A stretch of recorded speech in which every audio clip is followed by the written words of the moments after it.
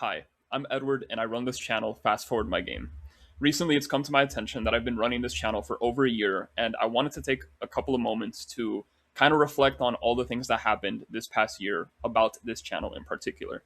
One thing that I noticed is this entire presentation is slightly outdated. I actually don't have all the up to date data, but I did want to take some time to kind of talk about the first year as a whole. All right. Being said, before I begin, I just really want to thank you all for the support you have given me in this channel. Quite literally, it would have been impossible without your support. So thank you for allowing me to have a space to just talk, discuss, and share advice, and also get a lot of feedback. There's a lot of great things that I learned from the audience as a whole. And I specifically want to shout out Thomas Stewart for interviewing me under 500 subs. That was kind of crazy that you called me out like that. For Soul Engine Studio for allowing me to for being my very first client and actually trusting me with the process for Prepare the Past. For Andres, he made a very inspirational video explaining why you should do game dev content, and it definitely paid dividends. So I very much appreciate your help.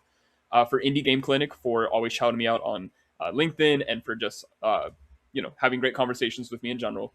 For Gabriel Fuentes, specifically for always allowing me to bounce video ideas with you, how to approach uploads, and for that one interview you did as well, right?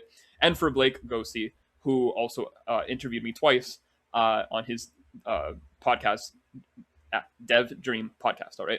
And specifically to all of the developers that have trusted me with your project's directions. I pretty much appreciate every single client that I have. More on this in just a little bit.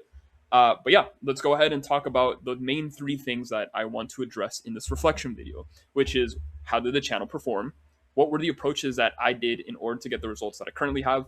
And what were the unique opportunities that this channel has provided for?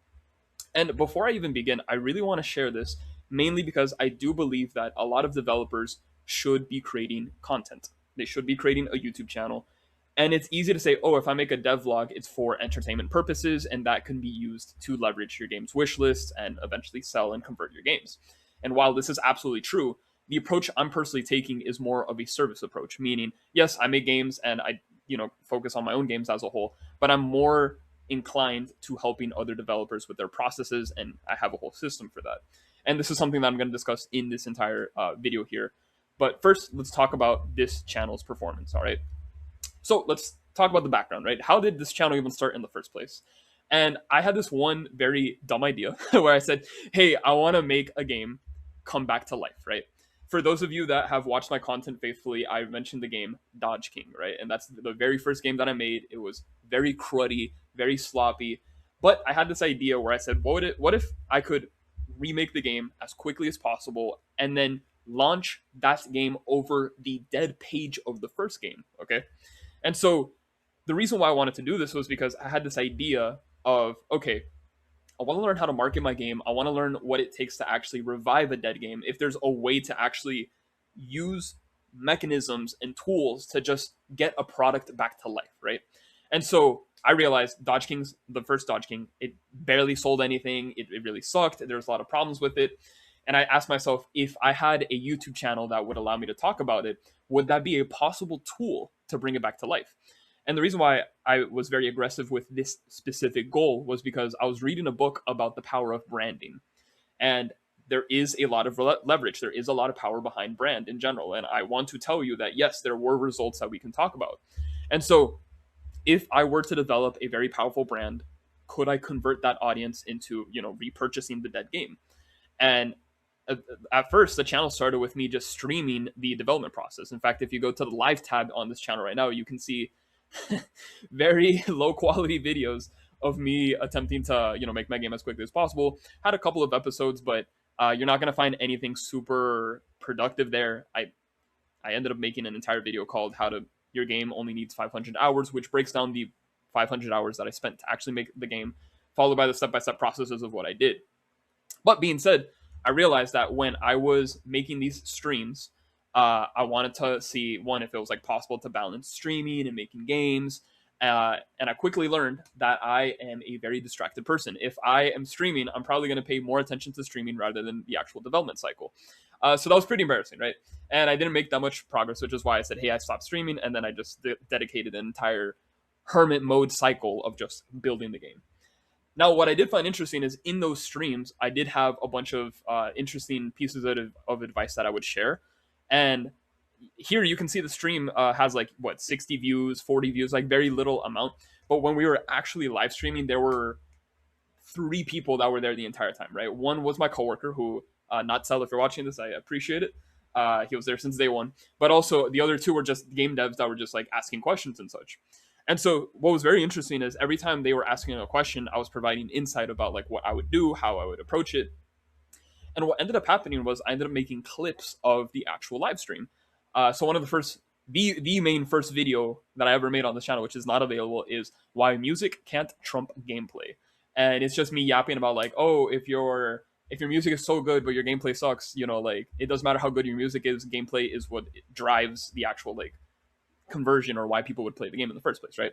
Anyway, the point is I uploaded that video, I got like 100 views, and I was like, okay, like cool, there's 100 people that know that I can yap in low quality, and that's kind of interesting, right? So then there was another piece of advice of when I was coding, there's like a large chunk of code, and one of the viewers were asking, hey, why is it so ugly? Like, why are you chunking everything together? I'm like, well, because your brain's going to get distracted if you see a large chunk, so you're just going to ignore it at the end of the day. So I made a clip out of that, and for some reason that video got 2,000 views, and I was like, what? I made a piece of content that was very sloppy, but this is like the most embarrassing piece of content I've ever made, and it had 2,000 views. I do not know how that happened. I don't know if it was an algorithm spike. Maybe it was a Steven Universe character in the thumbnail. I don't know. The whole point is that happened, and I was very inspired to see, could I replicate that one more time? So I made another clip a day later. And by the way, if you notice, the clips were made daily, right? So May 21st, May 22nd, May 23rd. And so when I uploaded the third clip, it was the worst performing clip, right? 101 views. And at the time, it only had like literally 40 views. And I was like, okay, whatever. And I just kept going. I just continued to upload for the sake of uploading. I did want to share my advice because the developers that were on my stream were genuinely asking really important questions. And I was like, hey, I think this is probably valuable if I could share that. And it turns out that I had another spike of 2,000 views. And I was like, whoa, this doesn't make sense. Like sometimes I'm spiking, sometimes I'm not. And, you know, as a noob content creator, I don't know what I'm doing. I'm just doing some funny thumbnails, talking a little bit. And I realized, okay, there's probably a pattern behind this. And so one thing that I recognized is if you have a interesting thumbnail, a cool title, and then a lesson that you can teach, you're probably going to have some level of support that the algorithm is going to give to you, right? So then I said, okay, what if I made like an actual dedicated video of me explaining like my entire process, right? And one cool topic that I had in mind was, well, I made the first Dodge King, which was very cruddy, but also, I don't know if you guys know this, but the first Dodge King was actually 2 games in one. It was Dodge King on its own, but it also had a prototype of this other game I was making as an exclusive for you beating the game. So if you beat the game, you get to play another game. At first, I thought this was like the coolest thing ever, but it turned out to be super sloppy, super rough, and it was just a bad idea. But there were still so many lessons to teach about that entire concept. In fact, that was kind of like the first main video that I have on this channel that you can still watch right now. And so that was actually very heavily edited. I spent a lot of time making the video, and you know, getting, at the time it was like 300 views, and I was like, okay, this is cool. I'm getting some comments. It looks like what I can do is effective and is helping other developers. And then I realized, okay, let me just continue. I'm just going to push forward because, again, I'm in this phase where I know I want to brand, and I know I want to use my brand to convert my audience into, you know, purchasing my game. But I also recognize that the approach that I was taking was a little bit off. If I were to take a more entertaining route, like if it was more of an entertainment route, I would have the ability to kind of convert more rather than the educational path that I'm taking, where, hey, I'm teaching you, I'm giving you advice, I'm giving you lessons. This synthesis process is allowing me to teach a lot of things, but I'm not going to convert people that want to learn into actually playing my game. So I realized, okay, I probably want to make something that is more educational, more resource friendly. And I started having the mindset of, okay, if I want to go to that direction, then let's continue making content that provides that, right? And for some reason, the next video I made hit 7,000 views. And I was I was kind of like in awe. I was like, how did I go from barely getting 3 viewers on a stream to, you know, 7,000 people? Now, keep in mind, these are numbers at the end of the day. It's not to inflate an ego. It's not to make sure, it's not to say like, oh, I'm the best ever. No, it's a big number. And so conceptually, 7,000 people is a lot of people, all right? So the reason why this video probably had a lot more views was because I actually posted this video on Reddit. In fact, there was an individual that asked, "Hey, I want to prototype my whole game on Minecraft. Could I possibly do that?" And of course, he was getting roasted, 100%. Like everyone was making fun of him, like, "Why would you do that? This and that." But I commented saying, "Hey, fun fact: I made my first prototype of my very first game on Little Big Planet. In fact, I made a Mega Man game, a Pokemon simulator, and a Kirby's Dreamland platformer, all in Little Big Planet." Right? That's kind of like the only game design experience I ever had. So that was really well received, and I realized in the thumbnail, because I had prominent characters, specifically Mega Man and some other popular brands, you can see why this video got like a lot of views. I was like, okay, so thumbnails can become a source of getting attention, right?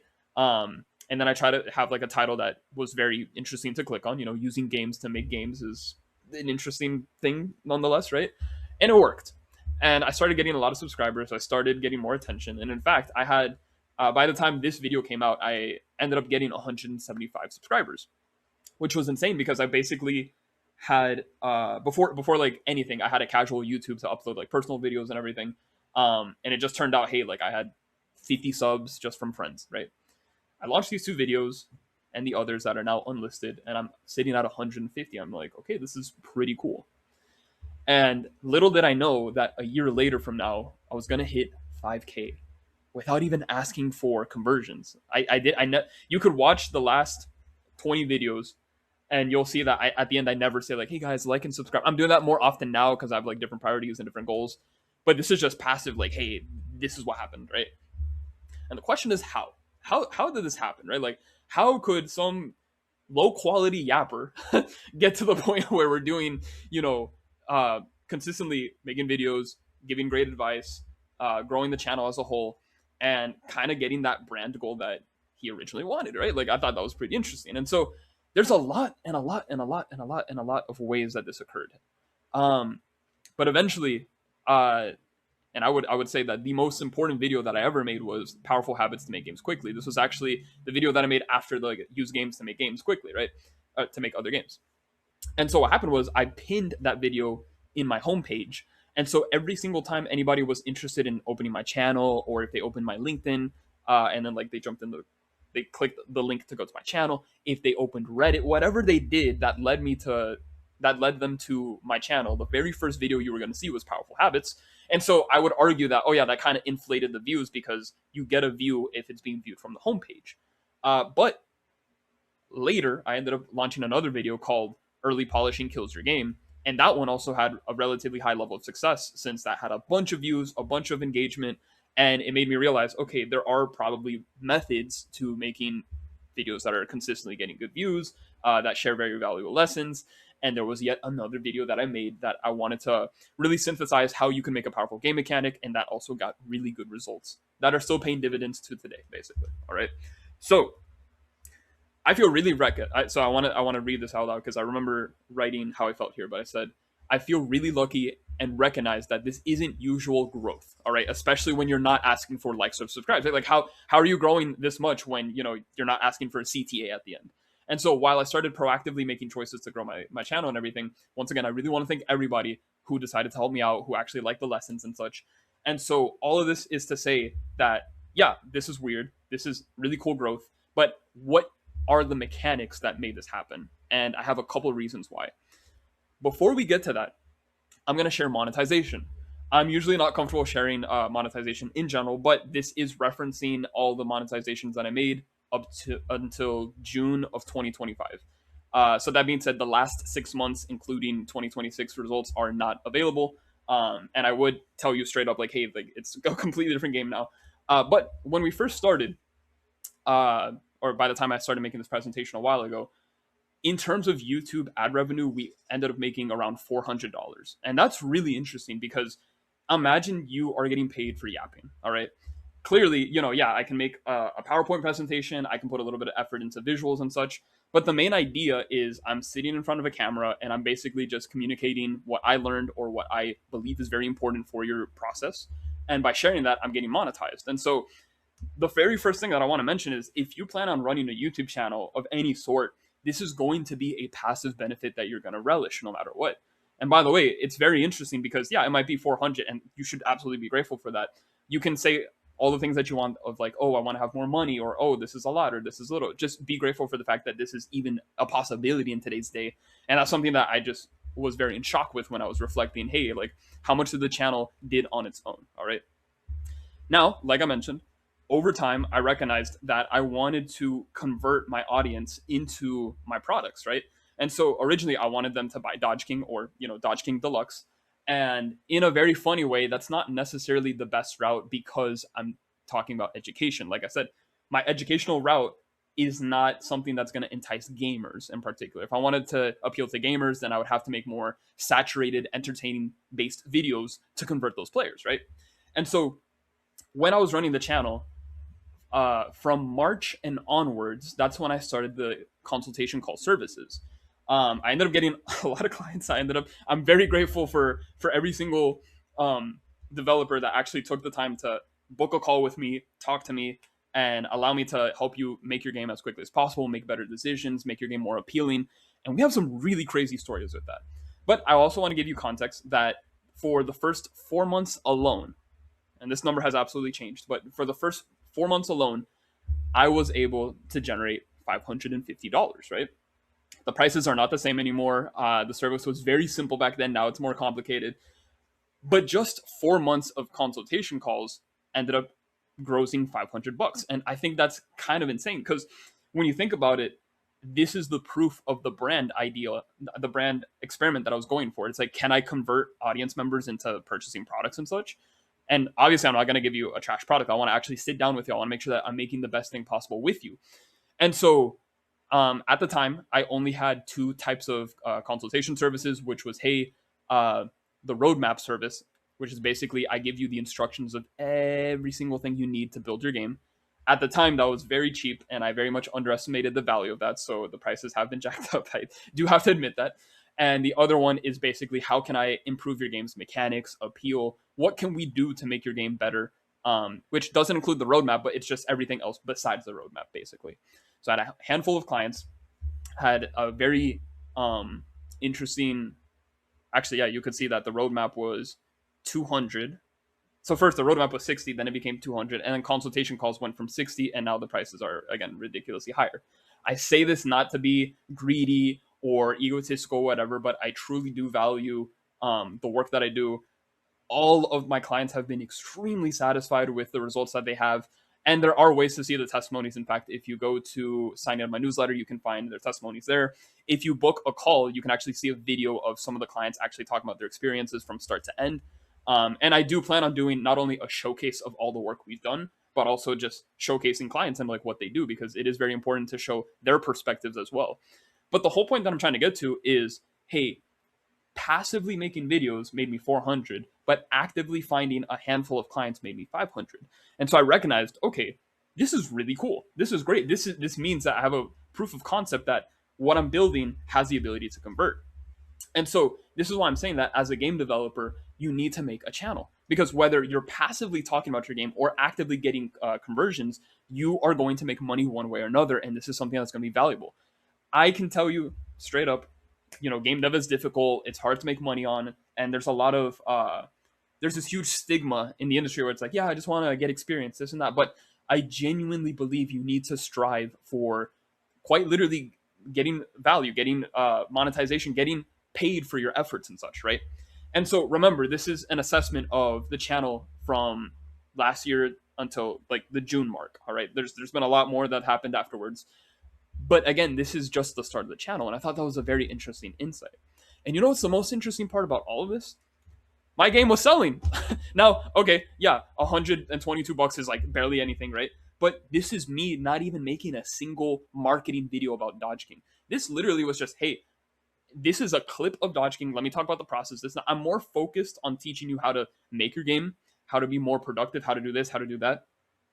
But just on its own, it was just passively making money. Again, we have different results. This is cut off. This is like what happened at the beginning. But what I found super interesting was just recognizing, wait a minute, this dead game actually made more than what it originally launched simply because I'm referencing it every now and then. And so this is the power of brand. And think about it. My primary audience are game developers, not necessarily gamers. Yet we're able to see, wait a minute, there are people that are actually interested in playing the game anyway. I have the non-intended audience because again, I want to make sure that you guys are learning, but there's still a few of you that are like, yeah, I thought your game looked cool and I want to buy it and play it. I'm like, what? And so this is something that makes me realize, okay, the power of YouTube basically allows you to passively talk about topics and you get paid for that. You're able to convert your services and you're still able to sell your game and basically have these three streams of revenue that can create an actual, wealth, right? Now, okay, basically from the conception of the channel until that June mark, I basically made $1,000, right? And again, I'm not going to go super into depth about how much we're making right now. That's going to be another reflection video in the future and such. And I will say that it has been growing. And I'm very happy about that. But 1,000 in just accidentally yapping about everything. Like, do you not see how powerful that is, right? And so I think 1,000 is a lot of money. I think that's very important. I'm very grateful for that. And once again, it is you, the viewer, that has allowed me to get to this point. But the one thing that I really want to mention is this is value that we are tangibly seeing. And this is what happens when you just make content. Of course, my focus is to teach, to explore, to let other players, developers reach their goals and such. But this is very possible for you as a developer. If you don't take the educational route, you're still going to make passive money through ad rev. You're still going to have conversions because people are going to wishlist your game and play it and everything. And you might offer your own services of like, hey, I made assets, right? There's a high probability when you do make a game, there's a lot of programming that you do, and you can definitely package your assets and sell that as well. There's a lot of leverage you have as a developer. And YouTube is a tool to allow you to just exploit that even more. I really view YouTube as this marketing funnel of just getting more developers to, become better and such. But like I said, if you are a game dev and you make a YouTube channel, it's basically a free marketing tool. And also, this doesn't even touch upon the point where you have what's called a long tail end or a long end tail, right? And primarily, that's actually one of the reasons why I decided to do YouTube instead of LinkedIn or Reddit or whatever. There are some videos that are still getting viewed to this day that will still, increase the amount that I get in ad revenue. I still get comments and engagement from other people from those videos. And it's extremely interesting to see that you can make one piece of content right now, and a year from now, it's still giving you the results. And that's something that's very admirable, very interesting, and also why I believe YouTube is a very powerful tool. All right. So if we break down the sources, right, it's like, okay, consultation calls convert the most, right? At the time I didn't have that many clients, but it's the quality of the clients that you have that matter the most. Then you have YouTube giving you passive income, and then you have the actual conversions of your game, which, by the way, Dodge King was, I think it's currently sitting at like $7. And then with Steam taxing you 30%, you're barely making that much when you sell for cheap. So just keep that in mind. And that's why it's very important to sell as many copies as possible and try to like up price your game so that you can try to make as much money as possible. Remember, Steam is taking 30% of your income, which is already a very hard reality to kind of fight against. So these are extra means that you can take to kind of avert that. All right. Now, one more thing that I'm also going to mention is with everything that I just talked about, these ad revenue pieces came directly from my public videos. And maybe you know this or maybe you don't, but this channel has more private videos than public videos, all right? And the reason why is because when I do a consultation call service, I usually like to make an extra video for my clients to kind of break down what we discussed, what game mechanics work, how to make it more beautiful, issues and errors, bugs, play tests. There's a lot to discuss in the game dev world as a whole. And I really do think that, yeah, I can jump in a call with you. We can talk a lot, but I would also rather dedicate an entire video or a video series to strictly describe like what you need to worry on and focus on and make sure that everything's fine, right? So one thing that I did notice is, yeah, private videos do not give you ad revenue, right? If I were to upload all of these videos and, I refurbished them, right? I gave them a cool thumbnail, a cool title, and then I kind of just edited to say, hey guys, this is the video that I made for this client. This is the game that they're making. Check out the process. And then like broke down that process. I do think that would cause a ridiculous spike of not only ad revenue, but just more value to the channel. And that is something that I'm very much considering because some developers are very comfortable sharing their work. And I'm advertising that every developer should share as much as possible. While other developers are kind of like, hey, I just kind of want to hold this off. Can we keep this video in private? And that's totally fine. Again, I follow a when you book with me, I follow this rule where it's like you have a question that you're able to answer.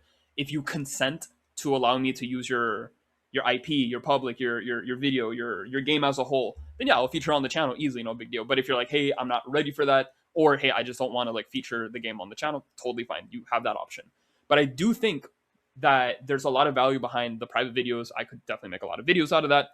And I also do believe it's one of the things that hinders the growth of the channel. In fact, you'll probably notice that in January and February, Fast Forward My Game has not been uploading barely any videos, when in reality, I actually uploaded 20 videos. In the start of 2026, I've already made 20 videos for the channel. Only 2 of them were public. So 18 videos were private, and that's just how much work we're doing in the background. But again, there's this private part that we have to respect. And so, again, maybe I make the change where I say, hey, I'm just going to start to make clips out of this, or find out what can be shared, what can't be shared. So this is something that I'm going to try to like deal with in a bit.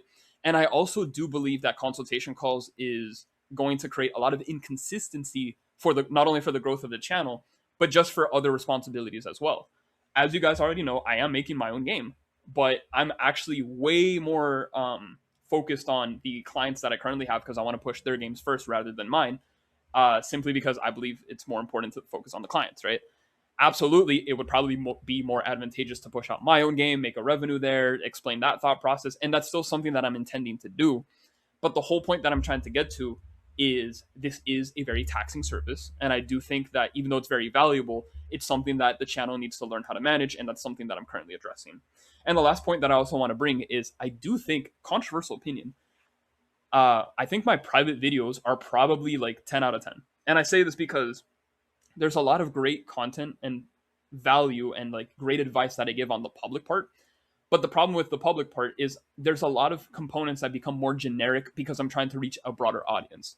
When I'm laser focused on one specific project, I'm like hyper detailed on every single little thing. And it's funny because I get a lot of developers that they compliment, or they kind of appreciate the fact that they're like, wow, the sheer detail and the sheer attention to detail to this section of the game, for example, is like really good. Like you should 100% like make a video out of that. But it's like I can and I can't, in the sense like if I made it public, it has to be available for everyone. If I'm focused on one specific aspect of a particular project, that's going to have more hyper focus to it, right? And so this is something that, again, these are things that I'm reflecting at the moment. I'm going to make a couple of decisions based off of it. But I really do think that it's very interesting that I have more private videos than public ones. Had everything been public, I probably would have made more in ad revenue. I probably would have grown the channel a little bit more. So that's something that I'm going to consider going forward, right? And so I also do think that the remedy or the solution to quite literally delegating the consultation calls is going to be making a course, right? And so, yeah, call me a guru. I already got all the hate comments like, oh, you can't do that. I'm going to do it, whatever.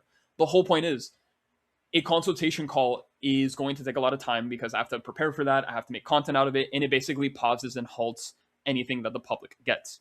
And so if I were to cancel consultation calls, or if I were to kind of like push that away, but then say, hey guys, you can take this course that basically teaches every single step that I would do for you in a consultation call, then yeah, that would be an easier way to not only delegate my time, but then continue working on the channel, make it grow more, make it more public, help as many developers as possible while also having this passive resource, right? And so my intention is to have a course, and I'm telling you right now, hey, remember how I said I want to use my brand to convert audience members into buying products? This is going to be the best way to do that. But again, the reason why this course has been taking forever is because I need to absolutely make sure that it's absolutely worth every single penny here. And it is something that I've been working aggressively with. I've reiterated so many times. There's some lessons that I'm like, this is so good, but it's not perfect. And so I'm very harsh on this because I really want to make sure that what I'm delivering is like the best content I've ever made ever. All right.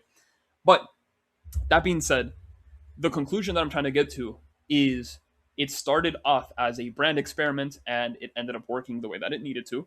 I'm recommending you to take the approach of just uploading content so that you gain the benefit of ad revenue and the fact that you can convert your audience into purchasing your game or other services that you have available. All right. So the main question is, what was the strategy that I took? What were the things, excuse me, what were the tasks, the actual tangible actions that I took to get my channel from 157 subscribers all the way to 5K plus within a year, right? So there's going to be a lot of controversial things that I'm going to say here. So bear with me here. But these are the things that I've noticed that I did. These are the patterns that I've done, and these are recreatable, all right? And before I continue, I also want to let you know, yes, there is going to be a variance effect, meaning some things are purely random, some things we don't have full control of. It's just a matter of iterating, trying, being consistent, doing what you got to do. But I do want to share what I did, all right? And the first one is how I make my videos, all right? Like I mentioned at the very beginning, when I first made my first public video that you can search for on this channel, how I made 2 games in 1, that was very heavily edited. It took a lot of time. It was only 7 minutes of like it's a 7-minute long video, and it probably took, like, I'm not even kidding, 4 days to make, right?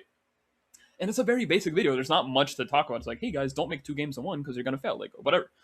And I could have said that. So I realized that the approach that I was taking is, what is a machine format that I can take to just make content as quickly as possible.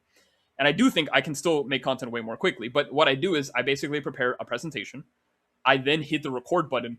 And fun fact, I do it in one shot. I don't edit. I don't do any cuts. You might see that in the last 2 videos that I uploaded, simply because I was stuttering a lot. But now it's like, this is a one-time take. As in, like, if I make a mistake, if I cough, if I drink water, whatever. You know what I mean? And I say this because it's a little bit more authentic, but it's just the quickest way to get the content out. All right. The second part is, I want to make sure that when I make the thumbnail and the title, I use this effect called the Neg-Pop. All right. Neg-Popping is basically having a, it sounds funny when I say it, but like, maybe it's a doomer pill type of approach where it's like, you're gonna fail. Like, if it's something that kind of scares you or puts like a negative intention, it might get your attention more, right? Now, I don't intend to do that every single time. I like to make a lot of positive videos, a lot of positive titles and such. But if there is something that can possibly bring the idea of something negative, you're more, as a human, you're more likely to pay attention to that. And I saw this with one of my most popular videos. Your prototype must be ugly.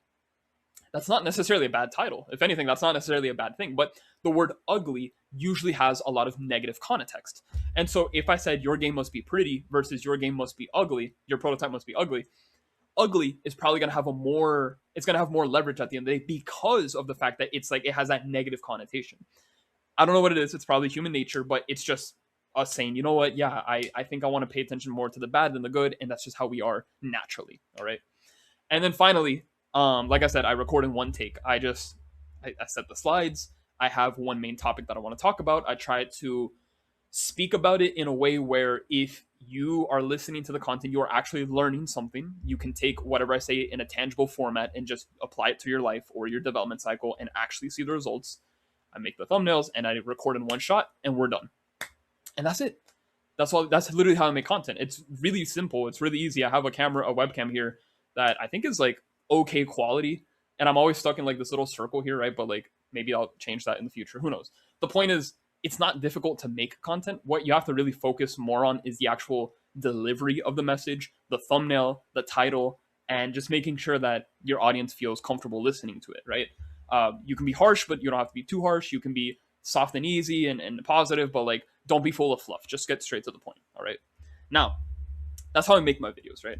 So there are more things that I did to actually like grow the channel as a whole. And so it's going to be used in these 3 kind of categories. So the first one is converting attention with what I call ethical clickbaiting, right? Which that talks about Neg-Popping. We're going to jump into that in just a second. I also talk about, there is a concept called relieving the pain, right? So like, if there is a problem, an issue, or something that painful that a developer is going through, by you addressing that and finding a way to, give them the solution of that problem, they're going to appreciate it, right? And so this is what value is all at the end of the day. If you said, I'm having a homework problem, I don't know what 2 + 2 is, I don't know the answer, all right? If I told you, hey man, I know the answer, but it costs $20, there's a high probability you're going to get the $20, and then you give them the answer. Hey, the answer is 5, all right? And then they're going to like freak out and say, oh, this is great, okay. Or you could say, hey, guess what? I know you have a problem, and I'm going to give you the answer for free. I'm not expecting anything. I just want you to feel good about it, okay? You don't know what 2 plus 2 is? Fun fact, it's actually 4. Okay. So now the person that's listening to that has the problem listens to the answer. They apply the actual solution. Okay, let me put 4 on my homework. They turn in their homework. They pass the homework assignment. They're like, wow, it worked. I appreciate that. And so, controversial take. Not everyone is going to be full of gratitude, right? Maybe they are full of grace and they're like, yeah, I'm very grateful for everything. And if they felt like it actually affected them, if they feel deeply moved by the fact that you were able to help, they would automatically give you the subscription irregardless, right? And so one thing that I said is like for the first 20 videos or so, I didn't ask for you to subscribe. I didn't ask you to like my video. I didn't ask you to comment. I just gave it as it is and that's it. And if you decided to subscribe for the sake of like, I like the content, I like the solution, I'm going to apply this, I want to come back for more, you're going to get that reaction from your audience because you're helping them. If you're the type of person that you're giving very generic advice, very generic components of how to deal with something, and then you're like, all right, guys, make sure you like and subscribe. It's not bad to remind them. Like, there's nothing wrong with the CTA. If anything, you should be reminding them often. But you get a more genuine audience. You get a more genuine desire to get a conversion when it comes from someone's free will to give it to you. Oh, they subscribed because they wanted to is better than, oh, they subscribed because you're asking for it. It's basically what I'm trying to get to. And the best way to remedy that is to quite literally just help them with their problems. So in this channel, right, I talk about how to make games quickly. I talk about game design. I talk about appeal. I talk about how to quit pornography. I talk about all the things of how to stop distractions, how to play test, other services, everything. I just want to make sure that as a normal developer, if you never afforded anything, if you never got any products or services from me, you're still learning anyway. And of the few developers that are like, hey, I want to actually work with you, I want to make a project with you, I want to get like actual results and such, then yeah, you can go ahead and invest and you can book a call and we can talk about that. But you can never get those developers or those conversions if you're actually not helping them. This is why it becomes so difficult when you're making entertainment content, because the help or the relief is the entertainment must be so fun or so above and beyond that it's like, oh, I really like the concept of what this game is showing off, so let me go ahead and like wishlist because I actually want to play the game. And so that's a very subjective way to quite literally get the conversions here. And again, it is very difficult, but it happens all the time. A lot of indie developers are able to make a consistent living simply by doing a lot of devlogs. Maybe their devlogs are super entertaining. Maybe it's really boring. But the whole point is by you consistently uploading, there's going to be some people that genuinely want to know more, and they'll freely subscribe to you. All right. And then finally, I did what's called subtle brand growth. Couple of psychological tricks that I'm going to reveal here that kind of makes you remember my thumbnails a little more, my content as a whole. So let's start with the clickbait stuff, right? As in like ethical clickbaiting. And this is what I talked about, neg-popping, right? So I would argue thumbnail art is 50% of the battle, all right? If you have a bad thumbnail, no one's clicking. It's just like, it's just the law of YouTube at this point. You need to 100% make sure that whatever the consumer is, whatever the consumer is looking at is at least calling their attention to hover their mouse over the thumbnail and click on it, all right? And so if you fail to deliver a thumbnail, you're cooked. If you have a okay thumbnail, you're going to get some conversions. Again, the better the thumbnail art, the better it is to convert. There are objective ways to make a better thumbnail. That's on the next slide. I'm going to get there in just a second. But the whole point is thumbnail is so important, okay? And by the way, you're a game developer. Not every single game developer is going to work on visuals or on the artistic or presentation side of things, but it is a good practice to, work on your thumbnails, because it's like, oh, I have a cool character, I have a cool concept, I have a cool mechanic. If all of these things already naturally gravitate possible players into playing your game, you can just showcase that immediately with the frame.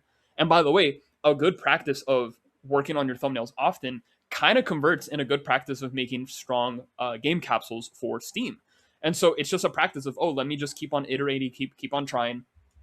But again, make sure that you capture the attention. Like I said, for some reason, human nature strives on negativity. If you have something that has a negative connotation on your title, you're more likely to get attention. Like I said, I could have said your game needs to be pretty, or I could have said prototypes need to be ugly. Turns out prototypes need to be ugly was way more responsive than the other name.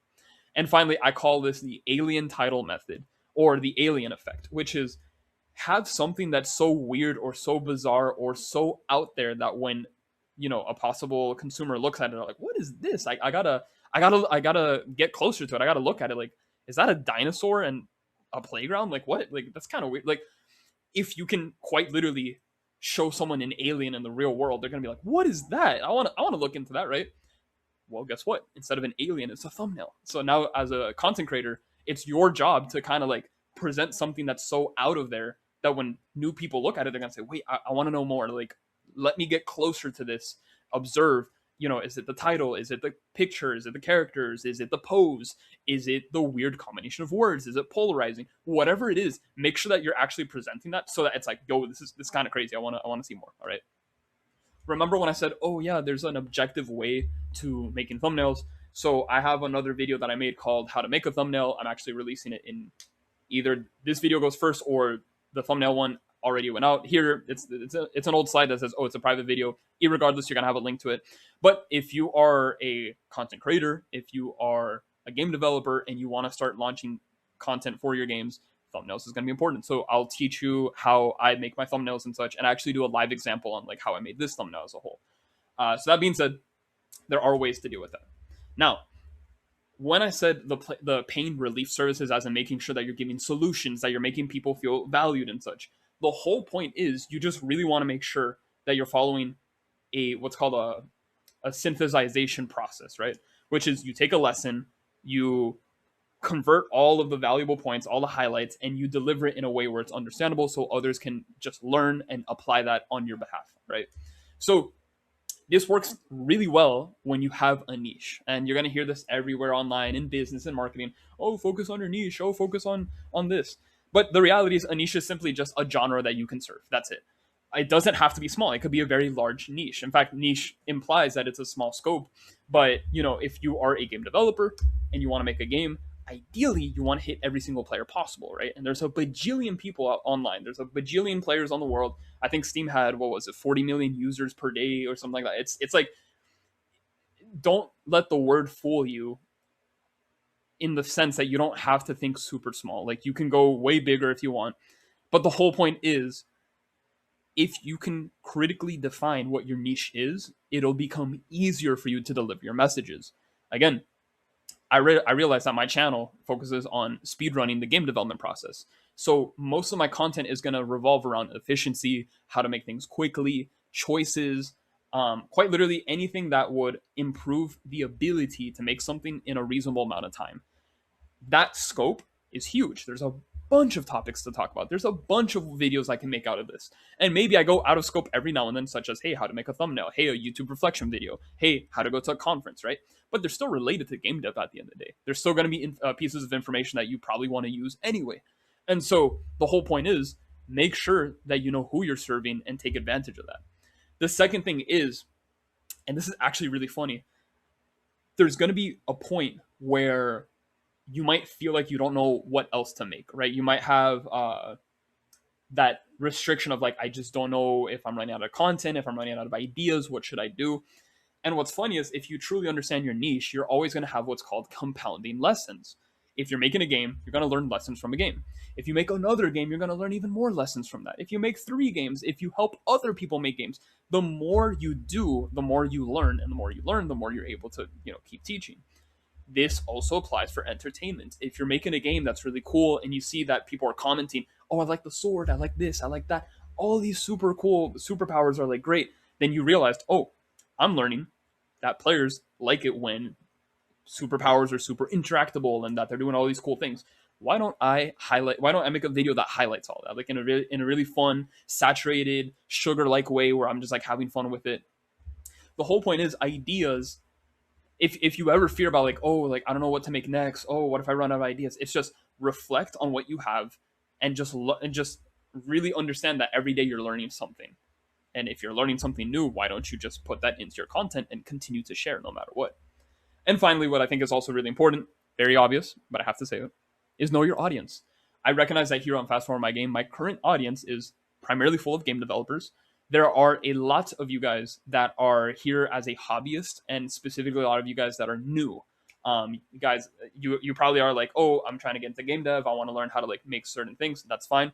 But Another portion of you focuses more on, oh, I already have experience, I just want to learn how to finish my game. And there's another subset of you that also launched your games already, and you're just learning more tips to like continue building your stuff.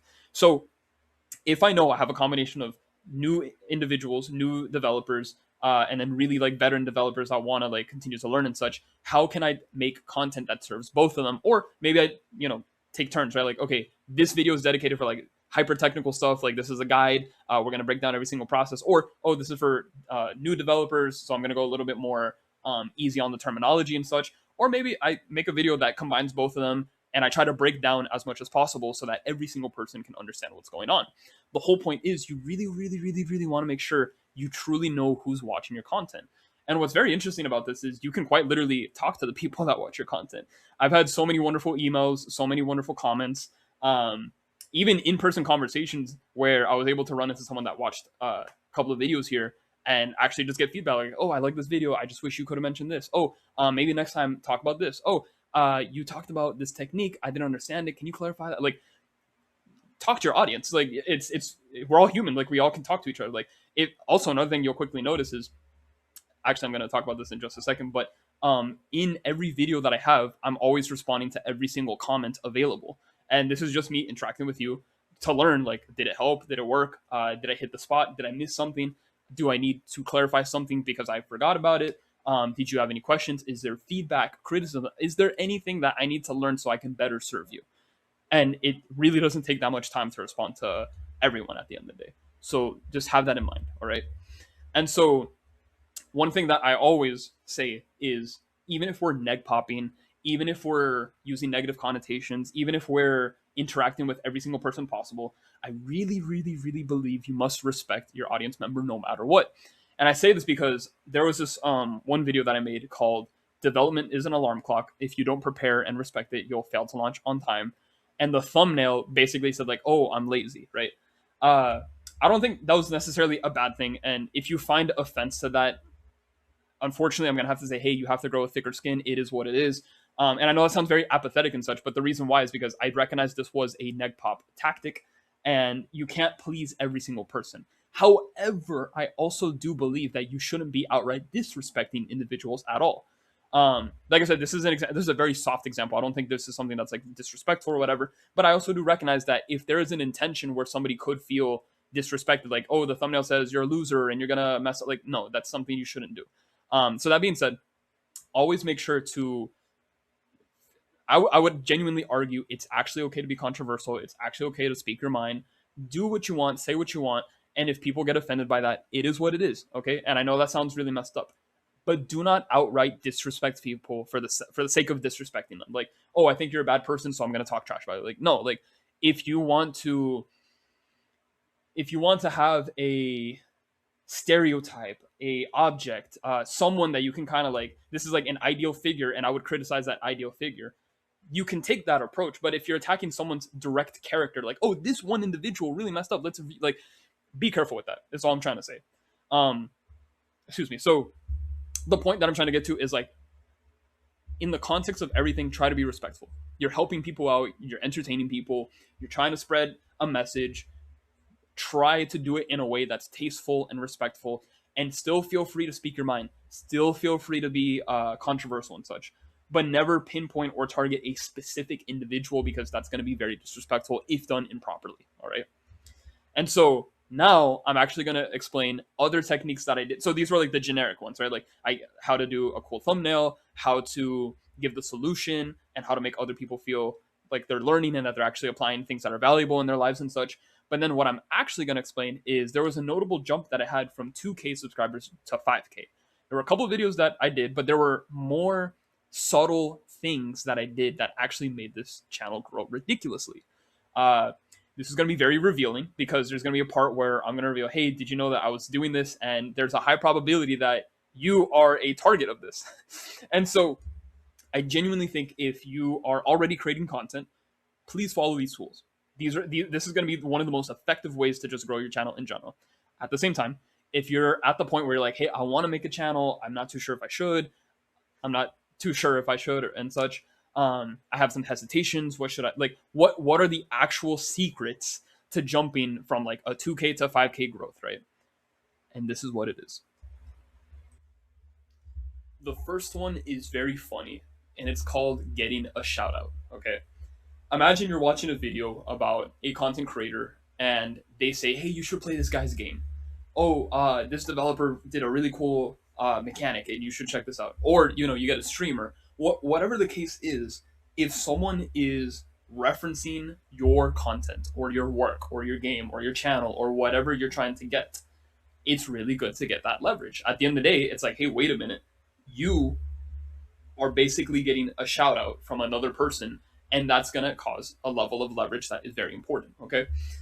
What happens in this process is sometimes we ask for streamers, for game developers in particular, right? We're always asking for streamers like, hey, try this out. You should 100% play my game. And that's huge. I mean, there's a bunch of success stories where a streamer basically plays your game and they literally make a video and that video gets a million views and suddenly you get all the conversions in the world, or at least more attention, more wish lists. And so that's a very important thing to keep in mind. All right. When a specific video is made about your content or your game, that's leverage. But the same way how you're getting leverage in a video is almost the same way how you get leverage in a comment section. All right. And, shout out to the GOAT, Conradical, by the way. All right. I love his games. Homie is a fast forwarder himself, right? He knows how to make games quickly. All right. And he made this really cool video. The whole point is, and this isn't, I really don't want to put this in like an egotistical way or anything, but if you look at the comment section, you can see that of all the people he responded to my comment. And he specifically said, thank you, Conradical, for this comment, by the way. It means a lot from the master of banger advice. The whole point is, if you, the viewer, are watching his video and you're like, oh, like he made this really cool game. And by the way, it was a game of, I'm pausing this, hold on. All right, I'm back. The game is called Synth Beasts. All right, it's actually really cool. You should really check it out. But in that Synth Beasts video, and by the way, Conradical is really cool. He replies to everyone. He comments. He likes. He does a bunch of things with the comment section. But at the time, this was the only comment that he left alone. And basically, if you are a viewer watching his Synth Beasts video, and if you scroll down, you're going to see that the only comment that he responded to would be mine, for example. So then of all the other really cool game developers that are also like, commenting on his video and such, you, by nature, you're going to realize, oh, the author of this video, Conradical, liked this one comment in particular. He pinned it, or he liked it, he hearted it, he replied to it. And so that's just going to cause a bunch of leverage of like, oh, like, who is he responding to? Oh, this guy. Okay, whatever. The whole point is that if you quickly notice, you're going to see my comment was the one that pops out the most because Conradical is basically the one saying, hey, like, pay attention to this because I put the heart, because I put a pin, because I put a reply. All right. And so what happens is, and this is the actual trick here, if you are getting a comment and, or, if someone is looking at your, well, let me just break this down a little more because I'm jumping back and forth here, but people that read that comment are going to read the username. They're going to look at the icon of your profile picture. They're going to say, wait a minute, who is a lean game dev? Oh, that's probably a game developer. And when you click on that person's profile, you can see the videos that they made. And by the way, same thing with overrated programmer. If you click on overrated programmer, you can jump on their page and see what type of content they're making. But vice versa, if you click on fast forward my game, you're going to quickly jump into his channel. You're going to see what's going on. And you're going to say, oh, wait a minute, this guy probably makes content, right? The point is, we know that these developers make content because that's what they do. But notice, the name, the brand, the actual title of the person commentating is even more of an indicator of what's going on. With all respect in the world, if you look at the word fast forward my game, you're probably thinking, okay, is this a guy that speedruns video games? Is this a guy that makes games quickly? We don't know, but there's an assumption that you can make. And you combine curiosity and attention into conversion. So it's like, hey, this comment kind of weird. This is such a great video with a bunch of banger advice. Okay, whatever. But who's fast forward my game? You click on that, boom. Now you have a new viewer watching your pinned video on the home video. And that's why I keep telling you powerful habits to make your games quickly, which is the old pinned video. Right now it's the second one, more powerful habits to make games quickly. That's the pinned video. So now you're getting an extra view every time somebody joins in. But then if it's actually a cool video, if the title is a hook, if the first 30 minutes of the 30 seconds of the video is like, oh, this is great attention, like I want to know more, they'll click on the video, they'll watch, maybe they like, maybe they subscribe, and that's how you get more conversions on accident. Not really accident, but the whole point is this is the power of a shout out. If someone is shouting out your content via video, this is great. But you can do the same thing with the comment section as well. So don't feel afraid to comment. And if you're a big channel and you feel like, oh, commenting is weird, like I don't want to like humble myself to like show up in the comment section. That's your choice, and that's totally fine. But I personally, I love commenting. I love commenting on videos. I love receiving comments and such. And a little bonus is just talk to everyone. Again, we're all human. We're all people. We all just yap and talk and learn and do things, right? I can't say, oh, I have a channel, so that makes me super important. No, I'm just learning. I'm doing everything possible to help others, but I'm still helping myself as well. And so this is not only a good way to gain more useful feedback, but this is just a way to continue growing your brand, to letting others kind of like learn more about you, and you get to learn more about them. I have a handful of viewers that consistently comment over and over again, and it's very endearing because there's a moment where I'm like, oh, I saw this user comment on the last video and he's here again. Oh, I can't wait to see how things are going. And sometimes I would actually go backtrack on the other videos, read their previous comment, and realize, oh, he's making a game. And I made this video a month later and he commented again, and like he actually made progress. Like, it's really cool to see that you can actually build a community just by like talking to people.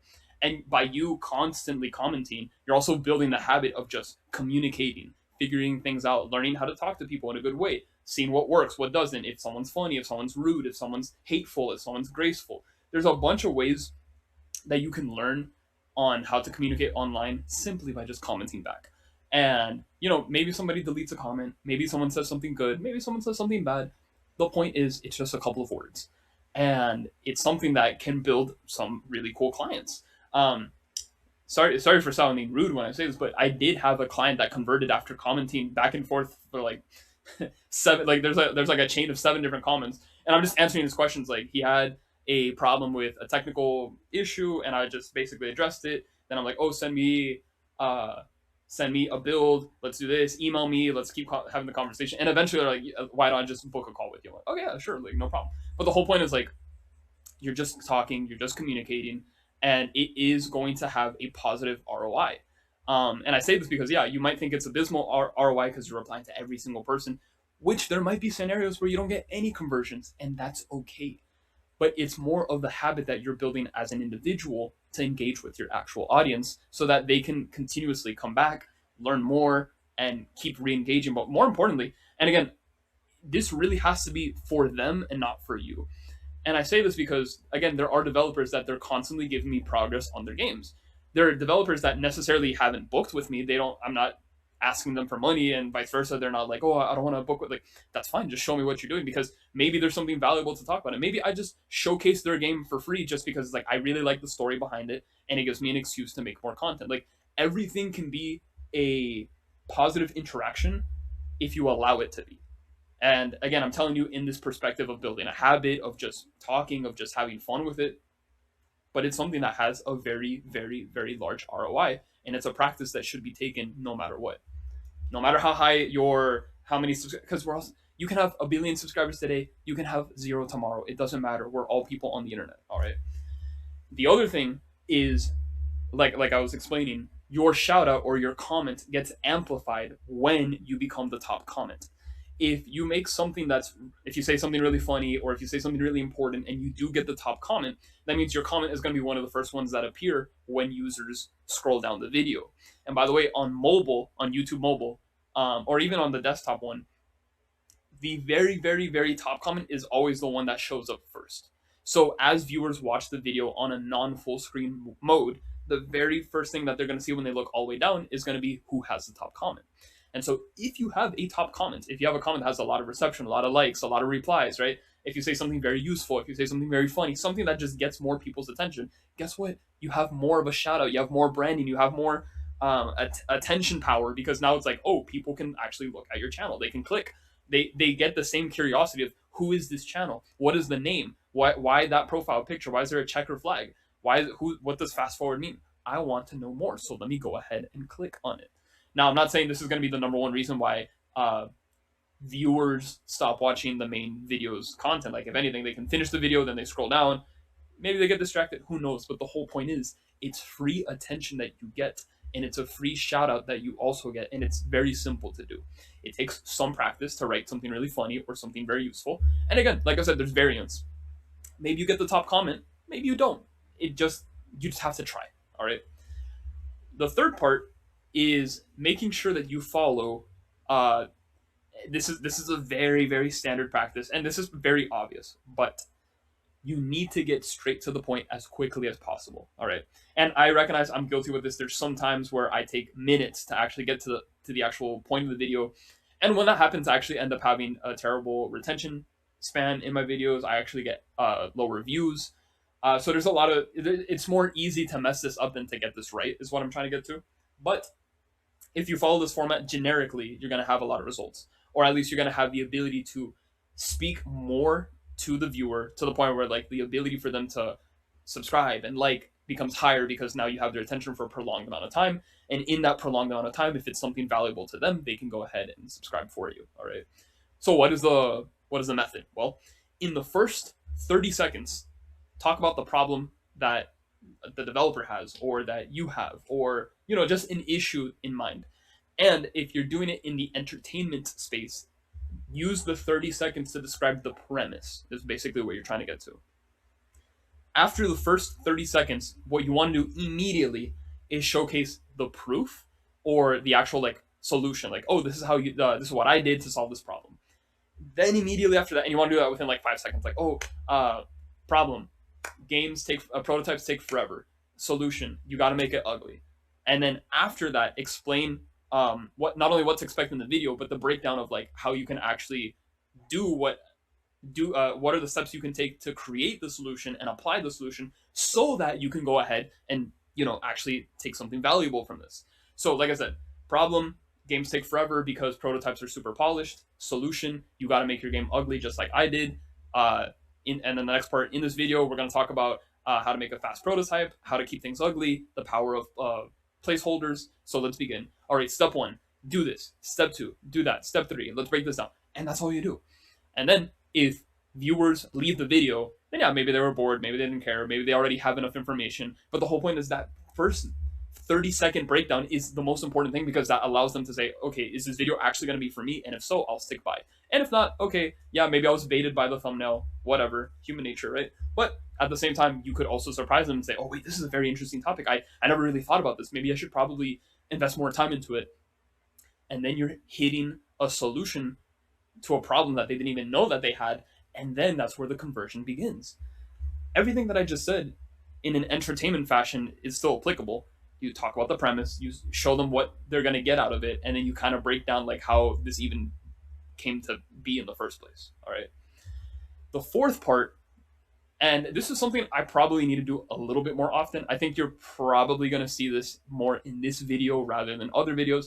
I think my videos are more, straight to the point, educational and everything, but it is very important to be relatable.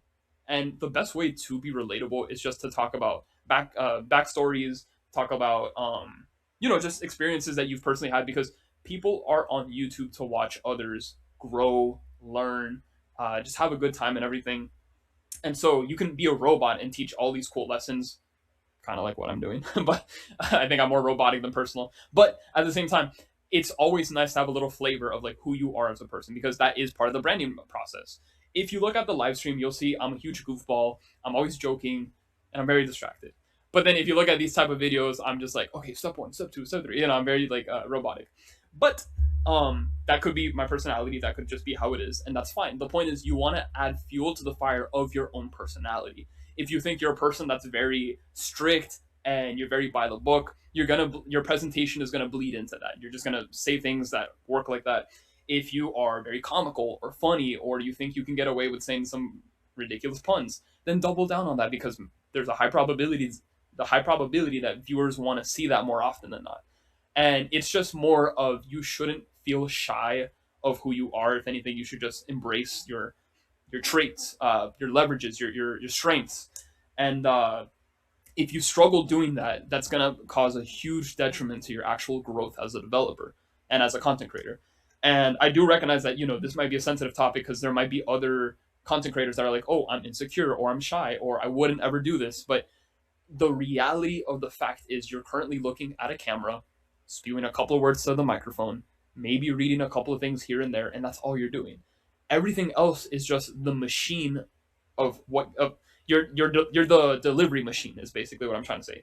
Anyone can grab a mic. Anyone can grab a camera. Anyone can read a couple of words. It's how you deliver it that causes that little like flavor, that spice, that soul of like, is this someone I want to listen to because they're entertaining, because they're cool, because they're weird, because they're funny? Like, add that because that's more valuable on the long term, builds your brand, and it just makes people feel like they can get to see where you're coming from a little bit more clearly. And that can be very, very important because if you are selling services in particular, trust is going to be something that's ridiculously important. You want to make sure that you deliver on your word, that you keep your promises. But the only way to even introduce the ability that you are a person of reliability, that you are someone that has integrity, you have to be integrous with yourself. And so if you're putting on a mask and you're just like, oh, like this is how I am exclusively in a camera, and then you're kind of like different offline, that might cause some issues. Not a bad thing at all if that's something that you want to do to protect your identity and such, of course. But what I am saying is, if there is something that you can just put fuel in the fire of, do it. It doesn't hurt. The other thing that I am terrible at, by the way, is consistently uploading is going to be great. There was a period where I was uploading every 2 weeks, and I think that's the period that I grew the most. I think this is specifically where I went from 2K to 5K. And then every now and then I'll launch a video when I can. Again, this is mainly because I'm more focused on consultation calls, on clients, making sure that other games are being made. And like I said, there is a detriment to this, so I do have to kind of like reassess and watch out for that. By the way, as I'm recording this video, there are 5 videos that are literally already loaded on YouTube, and it's literally just a matter of pressing the publish button. In fact, I think 3 of them just registered. So if you look here, if you look here right now, let's see, we have how to take action immediately, how to make thumbnails, and pay attention to playtesting. These are videos that are like I could just launch right now if I wanted to. So that could help you prepare for consistency. Just get everything ready and launch on a specific calendar or schedule. That could be a huge advantage. But the reason why consistency is super important is simply because it's just a representation of your brand, as in like, oh, this person's very consistent. I can expect these videos from this channel. I can expect to enjoy whatever is being uploaded because I know the quality is good, because I know it's going to happen in every 2 weeks. There are some times where there's exceptions. The thing is, there's an argument of like, oh, if you're consistent, the algorithm would award you. And there is proof for this. In fact, Blake Goosey's Dream Dev podcast, he uploads specifically every 2 weeks, and his channel has been growing massively because of his consistency. And he's a great podcaster. He asks really good questions. And now people are recognizing like, okay, yeah, this is a really cool podcast to pay attention to. I think he's doing an absolutely great job with his channel. And you can quickly see that the consistency that he has allows his audience to really see like, oh, in 2 weeks, I get to expect another cool guest. I get to see these really cool questions and such. But then you also have other developers who they'll post once every 2 years. I'm not going to name a specific person for shade here, but it's like you uploaded twice last year, and you still got a lot of good views. You still got a lot of growth. But, the consistency part is just more about like it's branding. There is an algorithm boost that you get. But I would also argue that if you recognize, hey, I am not consistent, try to find a way to be consistent. It's just more beneficial to be consistent than not to be consistent. And you can talk about other channels that are super huge that have millions of subscribers that'll launch like once every 3 months and they'll make a viral video. That's fine. Do what you want. It just helps when you're consistent. All right. The next part is state your credential as often as you can. You'll quickly notice in most of my videos, I start off with, hey guys, I'm a game developer that made a game in 90 days. Hey guys, I'm a game developer that helps other game developers make their games as quickly as possible. Hey guys, I'm a game developer that launched 2 commercial games before. Hey guys, I'm a game developer that worked on a game studio. It's just, I say this immediately, but it's more of a hook so that the viewer understands that if they're getting advice or if they're learning from your experience, they can see the perspective of where you're coming from. And so it's better to be honest. It's better just to say what you are.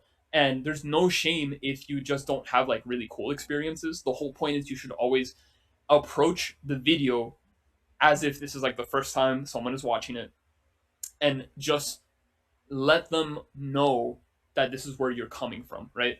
So the reason why I give my advice the way that I do is because, yes, I made 2 commercial games in 90 days. I made Dodge King Deluxe.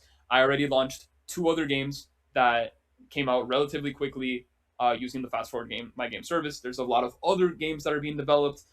We've had 20 plus clients. There's a bunch of cool things that can happen. But then I can also say I went to GDC. I worked on a game studio. I've done presentations before. Like, there's a bajillion ways that you can go about it. But then you now recognize, oh, because this guy probably has these experiences, his advice would make more sense because he already has these experiences, or he already went through this, or this is what he's currently going through. If I said something like, hey guys, this is how you make a bajillion-dollar game, but I never made a AAA game, you can still listen to my advice, and maybe there's some really cool practical points, but you might have some hesitations or reservations about the fact, like, well, I don't agree with this because it's more, sounds like a guru because he's explaining things that he hasn't done before. Completely up to your perception, but this is yet again another way where you can make the viewer feel more confident and kind of like allows them to trust you more because you're just being honest and transparent. It's also very reassuring for them to understand how the advice is being created or distributed. So just always be honest, but try to state your credentials as often as possible to capture new audience members and to remind older ones why you're here. And the last one is you should always let subscribers suggest content. Like I said, if you know your niche and if you know what you have to do, you're not going to run out of ideas because you can always learn lessons that you've had and you can always share that. But it's also very important to see what would happen if you had a comment or a viewer that says, oh, I want to see a video about this. Oh, can you ask me more? Can you talk more about this topic in particular? In fact, one of the videos that I just actually demonstrated on the phone here, Take Action Now, literally was suggested by a viewer who said, hey, I had some issues on how do I like jump in the game engine and just start building something, right? And I really never thought about that video, so I just said, oh, let me take this question, make an entire dedicated video out of it, excuse me, and let's see what happens. And so I ended up making that video. I had another viewer who said, what do you think is the most important, or what feature is extremely important that's not used often? I'm like, oh, settings. Like, barely anybody focus. Like, I don't think there's that many videos on settings, so I made a video called Games Need Settings, right? And so the whole point is talk to your audience, because if they're asking for something, that's not only free leverage for you to just write more content about it, but now you're addressing pain points that you didn't even recognize. And before you notice, now you're making content for them. They're going to be satisfied because you're addressing their issues that they want to hear about. You're getting ad revenue, you're getting possible new conversions, you're getting more exposure, you're getting more growth. It's just a healthy symbiotic relationship when you're able to help as much as possible, specifically when they're suggesting something that they want to hear from you. And especially you get a lot of bonus points when you realize that they want to hear your point of view about it as well. Objectively, there's probably a lot of other videos explaining why game settings are super important, why configuring certain options are really critical. But then if someone is asking you directly, it's like, oh, what is your take on it? And I had some hot takes. I said, hey, like, straight up, settings is required. It should be the first thing that you should make actually in a game. And that's very controversial. In fact, settings should be one of the last things because it configures everything that you already made for your game. But I'm saying it should be first because it's one of the biggest dependencies that every single game object is going to have. So might as well get that done first, etc. Whole point is, when someone asks you for your opinion, you have the ability to kind of explain why that's the case. And then you're educating them about something new. Because I'm saying you should do it first, but what if the majority said you should do it last, right? Now it's like, oh, it's a different perspective. Maybe I should listen to this. Maybe I shouldn't. Maybe I disagree with you. And that's okay. But the point is you make content by figuring out what your audience actually wants. And the best way to figure out what they want is just asking them, hey, is there something that you want to watch in particular? By the way, if you're at this point of the video and if you are interested in learning anything else from this channel, please let me know. I would like to make a video out of that. All right. So that being said, there are a couple of strats that I still want to use that I haven't been applying in general, and that's something that I can absolutely change here. And I'm predicting that these things are going to have way more advantages than I think. And it's funny because, again, I wrote this PowerPoint a long time ago, and it looks like there were a couple of things that I did do that I am seeing the results of, which is really funny. But the first one is, it's called linchpinning, or doing a catchphrase. I really want to do like a catchphrase where I'm like, all right, guys, today we're gonna fast forward this, or like, we're the fast forwarders. I don't know, it sounds corny and cheesy. I'm still trying to figure it out. I don't want to say something like, yeah, me and the speedsters, right? Like, I don't know, I'll figure it out. But I noticed that there are a lot of large YouTube channels that have this catchphrase in mind, and when they use it, it's kind of like, oh, another way to build a community, right? Famously, if you ever watched any video from PewDiePie, he always ends his video with a bro fist, right? So he'll be like, "All right, guys, in the next one," and then he'll like literally like bro fist the camera, which is really funny, and that's something that you could like never watch a video of PewDiePie and you'll still know him because of the bro fist, right? Moist Critical, he does movie reviews and he always talks about the moist meter, which very funny, right? A little might be a little questionable here, but I remember I was in a group chat with other developers, and somebody said something about like, oh, I was watching this movie, I give it like a 8 out of 10 on the moist meter, and I'm like, there's no way you reference that from it's dumb, but the whole point is he referenced it from Moist Critical. And so if you notice, Moist Critical himself basically coined the term moist meter, and now it's something that can be casually said. And it's funny because I didn't even know, I don't even know most of the videos that he makes based off of the movie reviews, but I do know that he makes movie reviews because of that catchphrase. And so when my friend said it's an 8 out of 10 moist, it's like a questionable, right? But the whole point is because he said it, I already knew, oh, he's referencing Moist Critical. And so one thing that we can definitely practice is just using a catchphrase more often, make it a little bit more catchy. I do recognize that there's a lot of terminology that I tend to coin on this channel, but I don't think there's one that's like particularly in the forefront of like he's the speedster or they're the fast forward gang. Like I'm still I'm still trying to figure that out. But that is something that I think could genuinely improve your brand like crazy. Right. The second one, and I did end up launching this video. This video actually ended up getting a lot of views. I'm gonna check here on my phone super quickly. I launched a video called "Easy Ways to Make Deep Gameplay" 3 months ago, in relation to this recording, and it hit 6.5k views, which I thought is a pretty huge amount of views. And I do think the reason why that was the case is because one, it's a really cool video, it talks a lot about a lot of design depth, approaches, but it had the famous character of Chris from Deltarune. So that's a piece of art that I drew that I thought looked pretty cool. And my theory was, oh, if I have this really cool character from a popular IP, I could probably leverage a little more about it. And you can definitely see this a lot, specifically with like popular games like Repo and Lethal Company and Deltarune and Undertale and Roblox and whatever. But there are other game developers that have a normal talking point that they want to get to, but their thumbnail has a really popular character. And by association, people are going to say, oh, he's probably talking about this really famous popular game. I want to see what his take is on it. And that works. So one thing that we really have to pay attention to as game developers is we have a lot of leverage in the game industry as a whole. I would argue that the game industry influences a lot of pop culture, and there's just so much media to just use to your advantage. And so whether it's a popular character or a genre or a series or something that's trending, you can ideally just put that in your thumbnail and you can leverage that to get more views than usual. So this is something that I have practiced a little bit. The video right before this was actually one about why you should speedrun game dev, and it had Sonic the Hedgehog, for example. That one got like 3k views. But the whole point is like it's a very fast way to just get more leverage. All right. Another one that I already saw some results of is having the ability to do collabs, interviews, mentions, just working with other developers. This is super funny because I took this screenshot a long time ago, and I did end up doing a collaboration with Gabriel Fuentes, who I mentioned at the beginning of this video. Thank you for allowing me to interview with you here. But what's funny is when you are collabing, you are basically sharing your audience members, right? So it's, hey, Gabriel has his audience, I have mine. There's a couple that overlap, but of those that don't overlap, we're now going to like synthesize and kind of grow our channels together.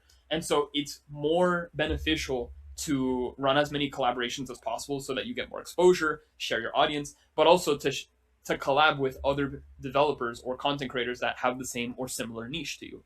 If I'm talking about speeding up your game development and going fast forward and all of that, Gabriel is the #1 person to talk to when it comes to level design, how to approach proper frameworks, how to make specific things or specific elements for your level to pop off. Like that's his bread and butter. So it's like, hey, why don't we collab? Because I don't have too much information to share about with level design. I could probably make a couple of videos on that, but that's your like key.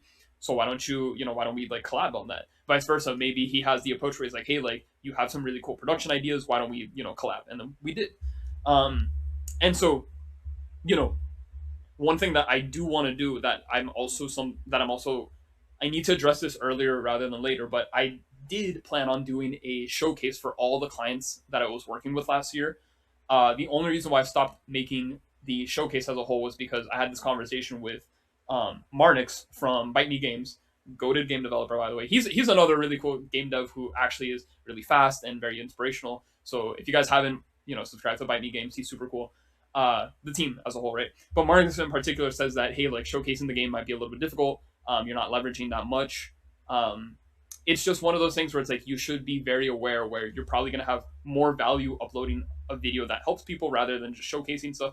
So either I'm going to end up showcasing games individually and making an entire dedicated video on it, or maybe I do end up doing the entire showcase, but I need to find a better way to approach it so that I can help other developers convert. But I do want to share what I've been working on, and I'll do that again sooner rather than later. But that is another way where I can continue to collab, because now it's, hey, I'm collabing with the developers that are making their own games, so I'm leveraging their channels, and vice versa, they're leveraging my channel, and it's just beneficial for everyone. In other words, collaboration is always going to help one way or another. I talked about consistent uploads without the T, kind of crazy. But yeah, I'm not joking when I said I have 28 plus videos made. I'm reading this now because there were a couple of them that I ended up uploading. A lot of them ended up private, which is very unfortunate. But yeah, I do have a large amount of videos that I plan on uploading super, super soon. If we talk about the roadmap course, that's already 10 plus videos, but that's going to be, I'm most likely paid. That is going to be paywalled. That is something that I want to make sure that I have the ability to sell here and such.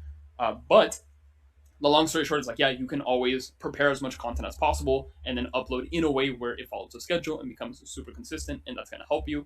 And then I did start experimenting with shorts and re-uploading certain clips or videos or posts on LinkedIn.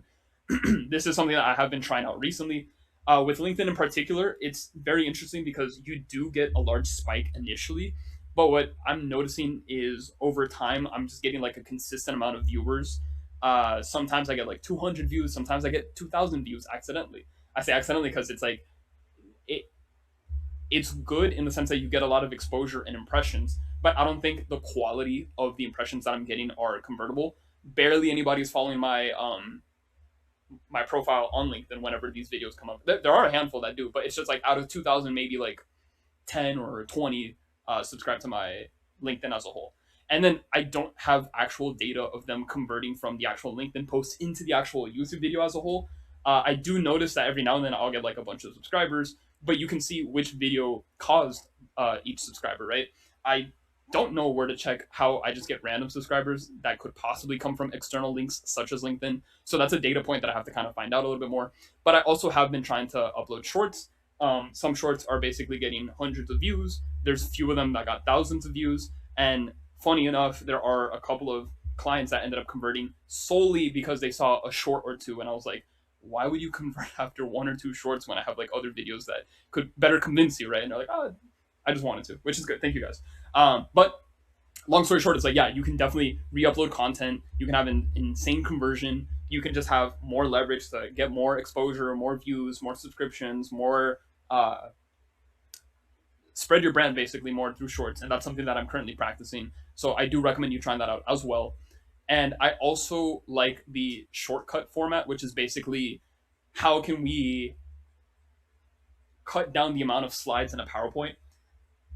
And I still got to work on this. I recognize that the most recent uploads have a lot of slides, and I still have to kind of work on that. There's going to be points where I'm just going to talk because, yes, it's a lot of information that I want to send anyway. But sometimes I could probably make a video where I'm just like, hey, let me focus on one slide, right? But this is more particular for shorts. If you notice, most of my videos are me talking in a slideshow just like this one. But a short would basically focus on one or two slides and then just like the main talking point. And this is something that is... It says here, there's only been exactly 2 comments that point out a detail that these are PowerPoints. Everyone else's feedback has been directly aimed on what I speak about in particular. Yeah, it's just like you can make a lot of content by taking long form and putting it in short form. And that's basically what I'm just trying to get to. There's a lot of importance of just delivering the message rather than like the visuals and such. Again, if you're doing entertainment, you really want to mix up everything and say, hey, like, this is cool, this is edited, we have captions, we have all these cool graphics and such. But for education type content, it's more like, what is the message and how can I deliver that more clearly? And then finally, these were the stats that I brought up from the June 2025 cut. So again, a lot of these stats are kind of, they may be incorrect because they haven't been updated. So I'm actually going to reread this to see if this is correct or not. The longest video I made was a 4-hour one. It is actually the least watched video I have, and that's the conference guide one. Technically, it's a 2-parter, so it's a 3.5 video one, followed by a 20-minute video explaining how to network. In total, it's a 4-hour video. It gets views before March because that's where GDC is occurring, and that's kind of like the most famous conference. So, and the video references GDC a bajillion times. So what I did notice is, hey, like, the longer the video, the more likely I am to get less views. Totally natural. I completely recognize that. Plus, the topic was very different. It wasn't production based. It was straight up like, hey, this is how you prepare for a conference. The shortest video I made was 1 minute and 2 seconds, which was the how to make a game in 60 seconds, and it's literally just a summary of the 500-hour game video. My best performer leans towards design, education, or production. This was prototypes must be ugly, how to make a powerful mechanic, or how to make any mechanic goated, powerful habits. So I do think that's my bread and butter, and I think that's why I was able to leverage that performance, which is interesting because when I talk about topics that I know I have a strong defense for, but I'm not hyper into detail with it, they tend to like perform neutrally, right?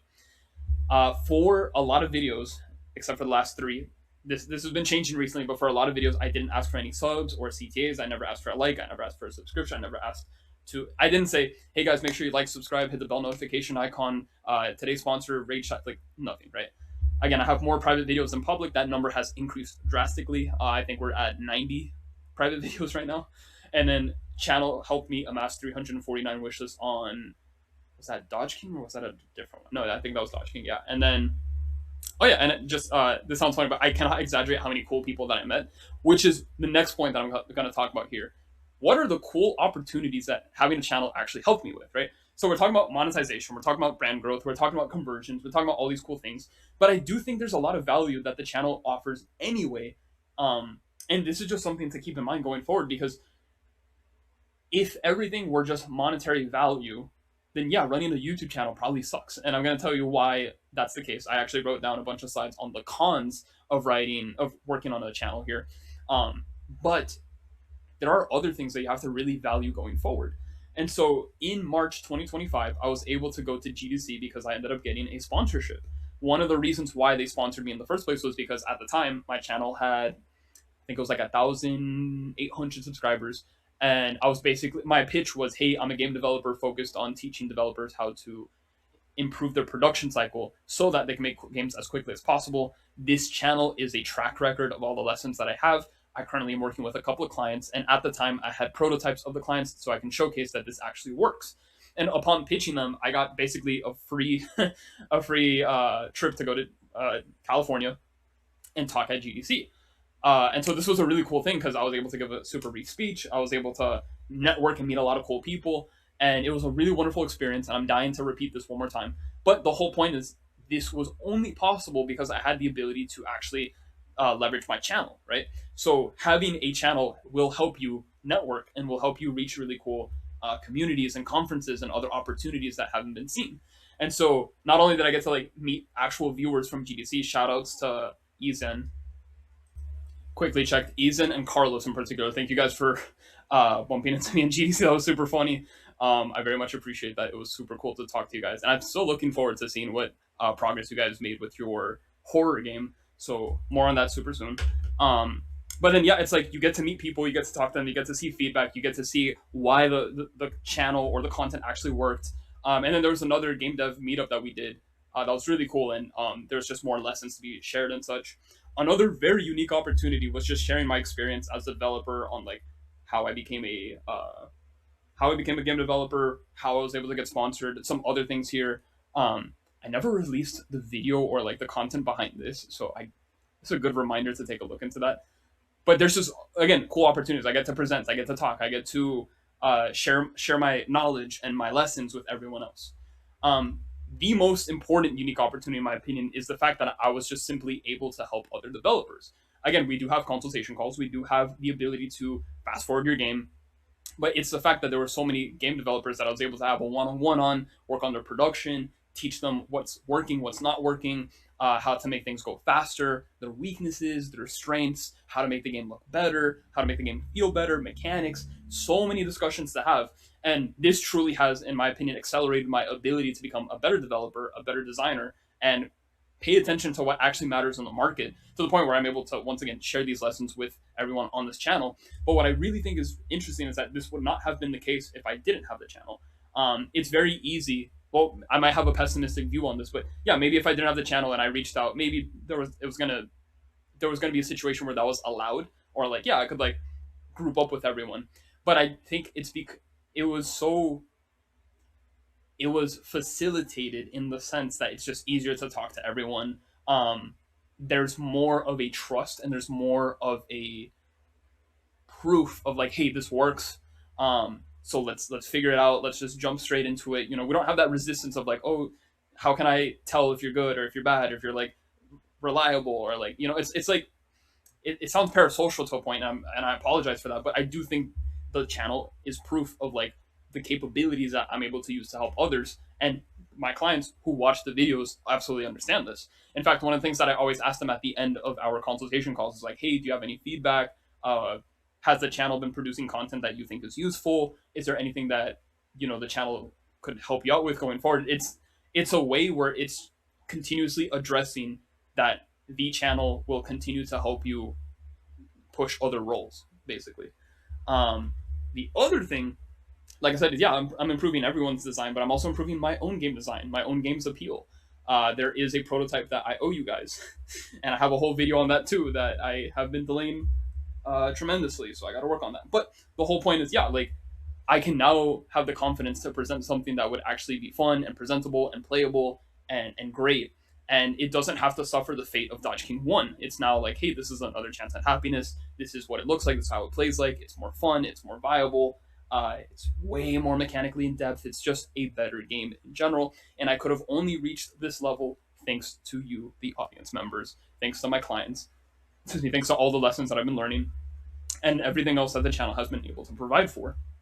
The other thing is, and this is a very funny story. I probably shouldn't even say this, but at work, one of my coworkers, my manager in particular, saw the fact that I was like running consultation calls, and he kind of asked me more questions about it, to the point where he said, "Oh, why don't we? It sounds like you would know how to be a manager at work, so why don't we get you aligned in a program where you could possibly become a manager at the job that I currently work at?" And I thought that was a very interesting career opportunity that I thought would never happen in a million years, only if I kind of like asked for it or if I went out of my way. But here it's more like, oh, I do have some transferable skills from the consultation calls that could definitely help in a management role.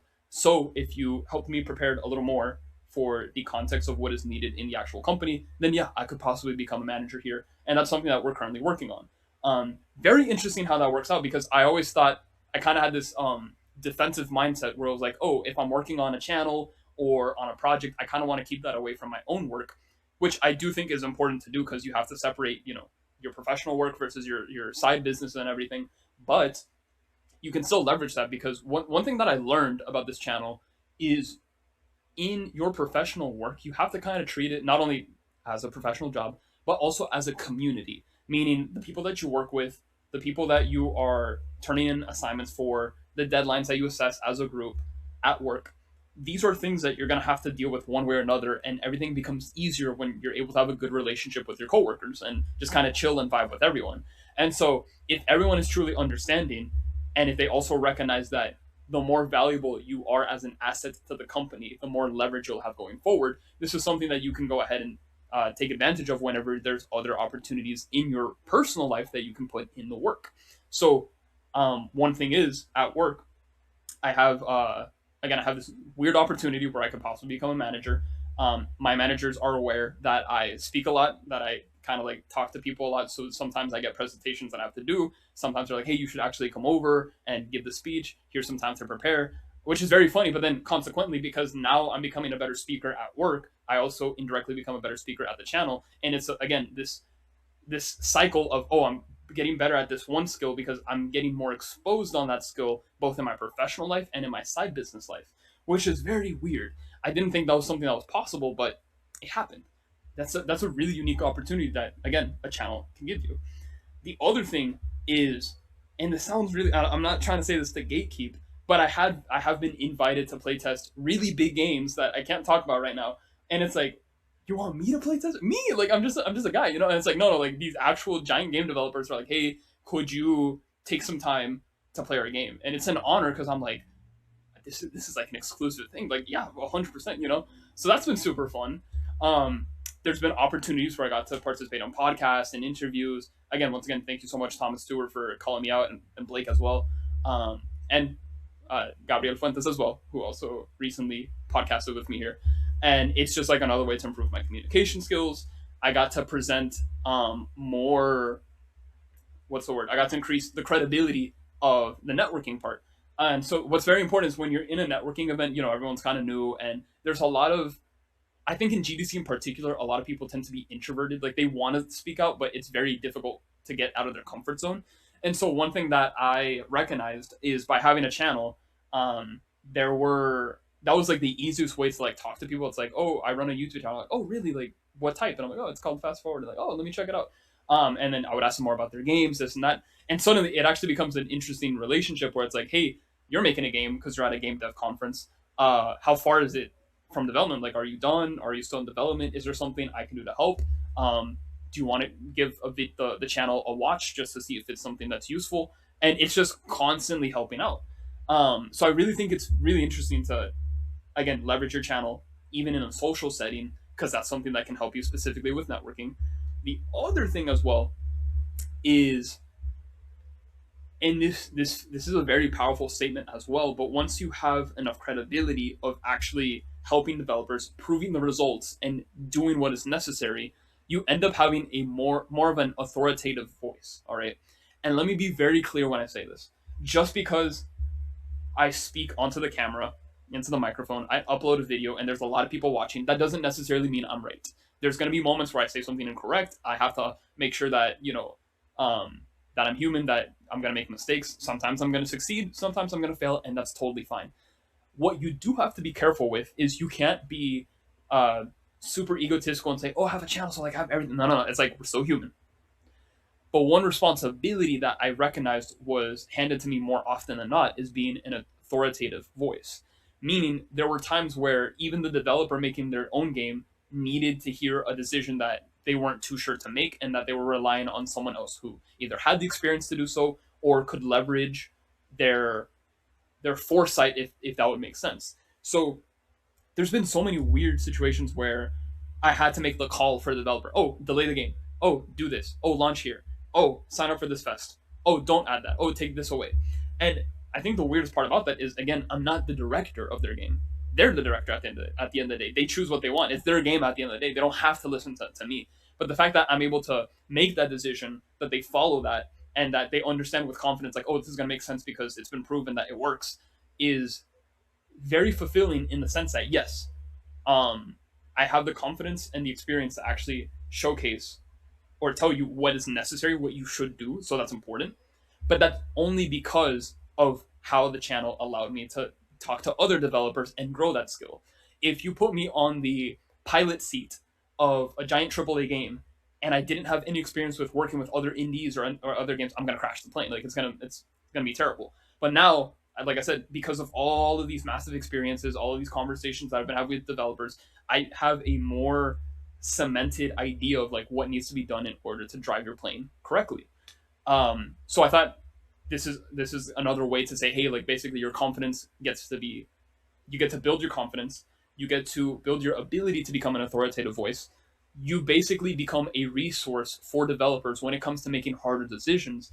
And I really do think that the more decisions you make that happen to be hard decisions, the more easy your life is going to become when it comes to actually bumping into obstacles that were unforeseen, basically. And again, this is just an advantage of running the channel. Two more unique opportunities is you could see that I ended up getting a lot of testimonies on the consultation calls.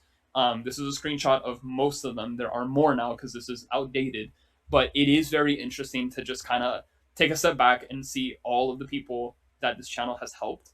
And I think that's something that's really important because it inspires me to do more. It's like, this is great. How can I do more? Right. And then lastly, the channel healed a lot of distractions for me. I also mentioned there's this one video that I made in particular. Hey, how to stop watching porn and everything, and that's something that I recognized. Okay, I can't make this video if I'm like doing that. I used to be a little overweight. I used to do all these things that I had vices for, and so I really use, in this case, I'm going to say like my religious life to become a better person and such. But in order to prove everything that I was talking about on the channel, I have to give proof. I have to become better. And so there's no way I can give you advice on something that I haven't tackled. I become more honest and more integrous when I'm able to prove a point based off of past experiences. I become more like a guru and a liar if I'm telling you to do something that I haven't experimented on before. And so I believe in order to have a life that respects God, that shows righteousness, that shows the ability to become a better person, you have to really be the example. And so there are a lot of responsibilities that I have to deal with, but I enjoy dealing with them, and I deal with them with grace, knowing that if I do this, it's because this is the example that I'm trying to set. And if I am explaining something that I don't have an example for, then you shouldn't be listening to me in the first place. And I shouldn't be uploading that type of content because that's very dishonest and deceptive at the end of the day. So I did mention I was going to talk about the cons of YouTube, and there are quite a few things that I think you have to keep into consideration when you're running a channel. And the first one is I've been dying to showcase my game properly. I have a video ready for it. I literally have the video on like, hey guys, this is my game. Playtest it right now. Only reason why I'm not launching it right now is because the playtest is not ready. You can play it right now, like you can playtest the game right now, but there's a handful of bugs that other playtesters went through, and I recognized, man, I need to really adjust this because I want to make sure that when I put it on public, it's more presentable, it's more playable, it's more understandable. The bugs that are currently affecting the game are super fundamental, and it's really dumb, where it's like, if I just got rid of that, the playtest session would have been significantly better, which is what I'm aiming for. But you can quickly see that as a full-time employee, as a YouTube content creator, and as a game developer who's helping clients, who has other responsibilities as well, making games is going to become a little bit more of a difficult stride to do. And this is not an excuse because, once again, my channel talks about how to make games as quickly as possible. There are absolutely habits that I need to continue working on and things that I can continue to express, but my priority are other developers rather than myself. Being said, this doesn't address the issue, hey, I have a game that's also being halted. What can I do to improve this? I need to take accountability. I got to be straight up with you, and I got to say, hey, I'm making mistakes. I have to make this game as quickly as possible. I will get back to this as soon as I can. Being said, though, I do recognize that if I weren't creating content, and if I didn't have clients, and if I didn't have things that were distracting me specifically in the YouTube space, then yeah, I would have another Dodge King. I would have another another game out in 3 months. No big deal. But that's a responsibility that I am uptaking that I want to recognize. The other thing that I just said is like, hey, I'm super grateful for all the money that the channel has given. Keep in mind, this is in the context of June 2025 and onwards. Therefore, it's been improved and I'm very happy about it. But irregardless, whether you believe 400 is a lot or not, I do think that the financial ROI is abysmal if you're solely just relying on ad revenue. You'll find a lot of content creators that will do everything possible to increase the ability to get clickbait, to get more views, to do this, to do that, because they want the ad revenue, and that's totally fair, totally reliable. And by the way, there are channels that can make $2,000 per video, and that's great. Like, ideally, you want to aspire to use this as a side income that's really good. But just, it sounds funny when I wrote it down here, but it's like, hey guys, I'm a solid 3-figure YouTube content creator, right? Like, a little embarrassing when you put it like that, but that's the whole point.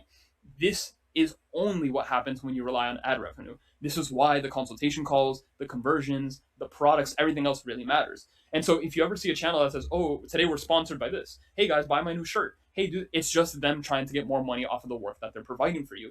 And I really find that very admirable. And by the way, I'm the first one to tell you, I'm not shy to be aggressive about getting money. And I actually recommend everyone doing everything possible to leverage their brands, sell as many things as possible. Like, just go for it. All right. You're going to find people that, if they complain about it, it's like, it is what it is. Maybe they're not interested in your product, and that's fine. But there are always going to be groups of people that are interested in your products, that actually want it, that actually want to wear your merch or learn the lesson or use or play the game. Like there's a bunch of people out there that are willing to actually help you out. It's just a matter of finding a way to ethically ask for that transaction, right? So if you're developing just content and then you're just relying on ad revenue, you're going to get an abysmal financial ROI. You should not run YouTube for the sake of money. You should run YouTube for the sake of conversions. YouTube is a conversion machine. Think about it as marketing. Think about it as a way to sell your game, to sell your product, to sell your merch, to sell your calls, to show people what you do, to get exposure. Like it's literally one of the best filters that you can use to convert. Do not rely solely on ad revenue is my advice to you.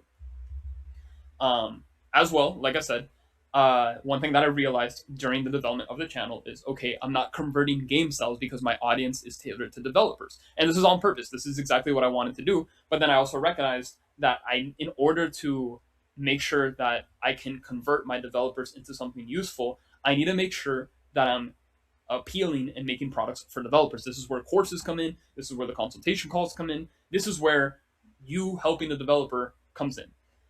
If I were more entertainment, if I was just showcasing Dodge King 24/7, talking about the game religiously, I would probably have more conversions on that, but that's okay. The purpose of the channel is now different.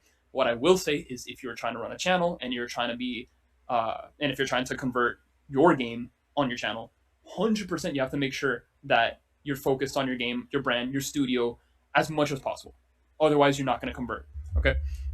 And also, by the way, one thing that I also recommend, one point that I wanted to address here super quickly is I had, there was a time where I had 30,000 returning viewers, meaning if I had asked for those viewers to subscribe, the channel would probably be at 36,000 subscribers right now.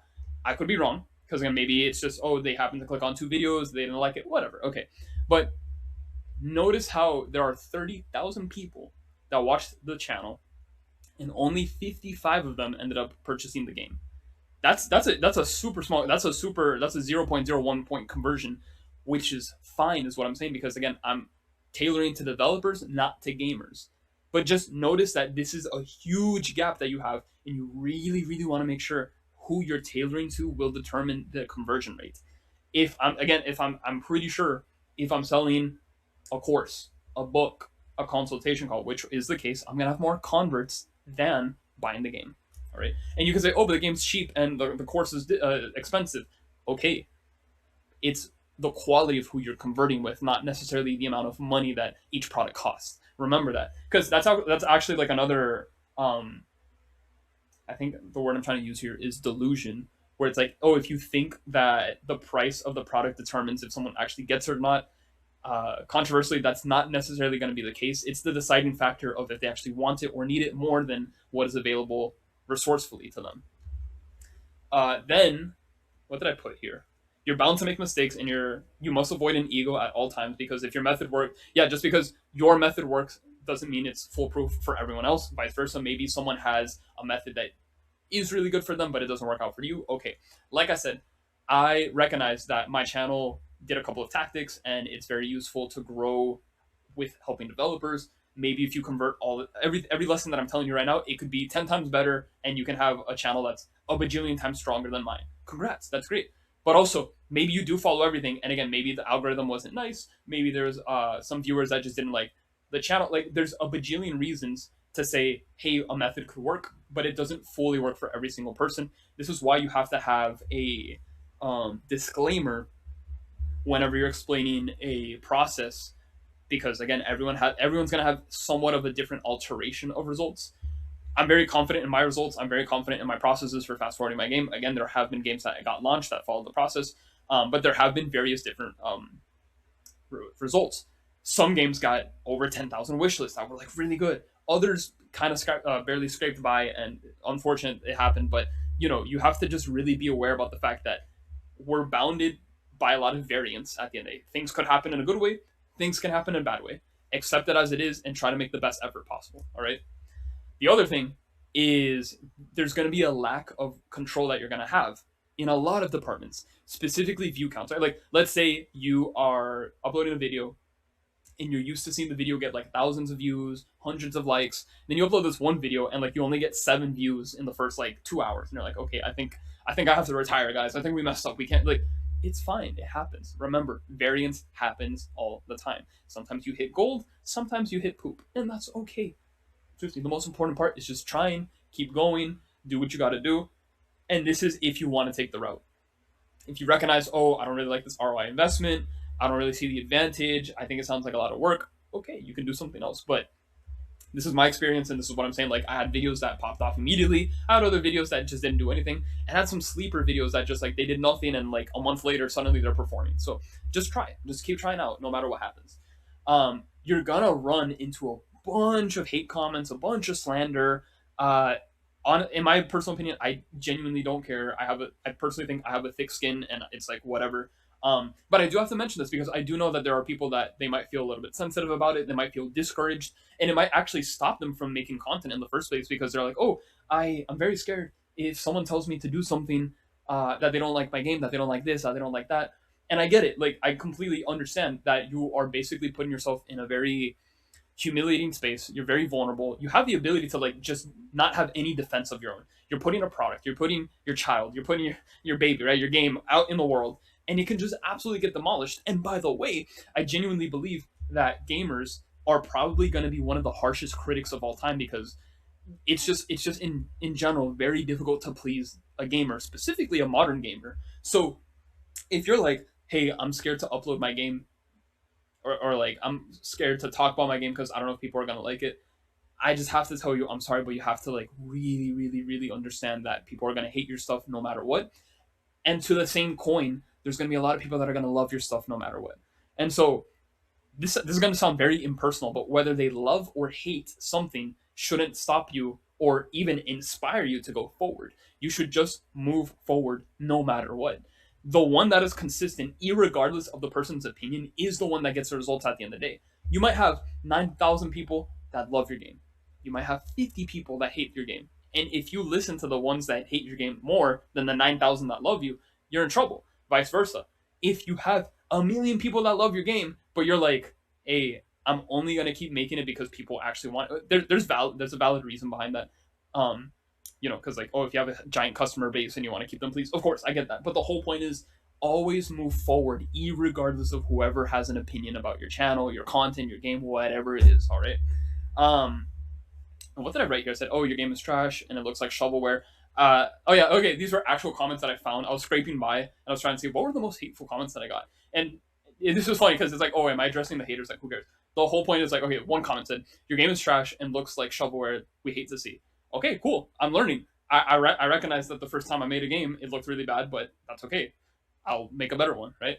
Why do you make a video about polishing when your game is still ugly? Hey, that's great. It's proving my point that my game is ugly and it's not done, so I got more work to do. This guy thinks he's a master at game design. No one should listen to him.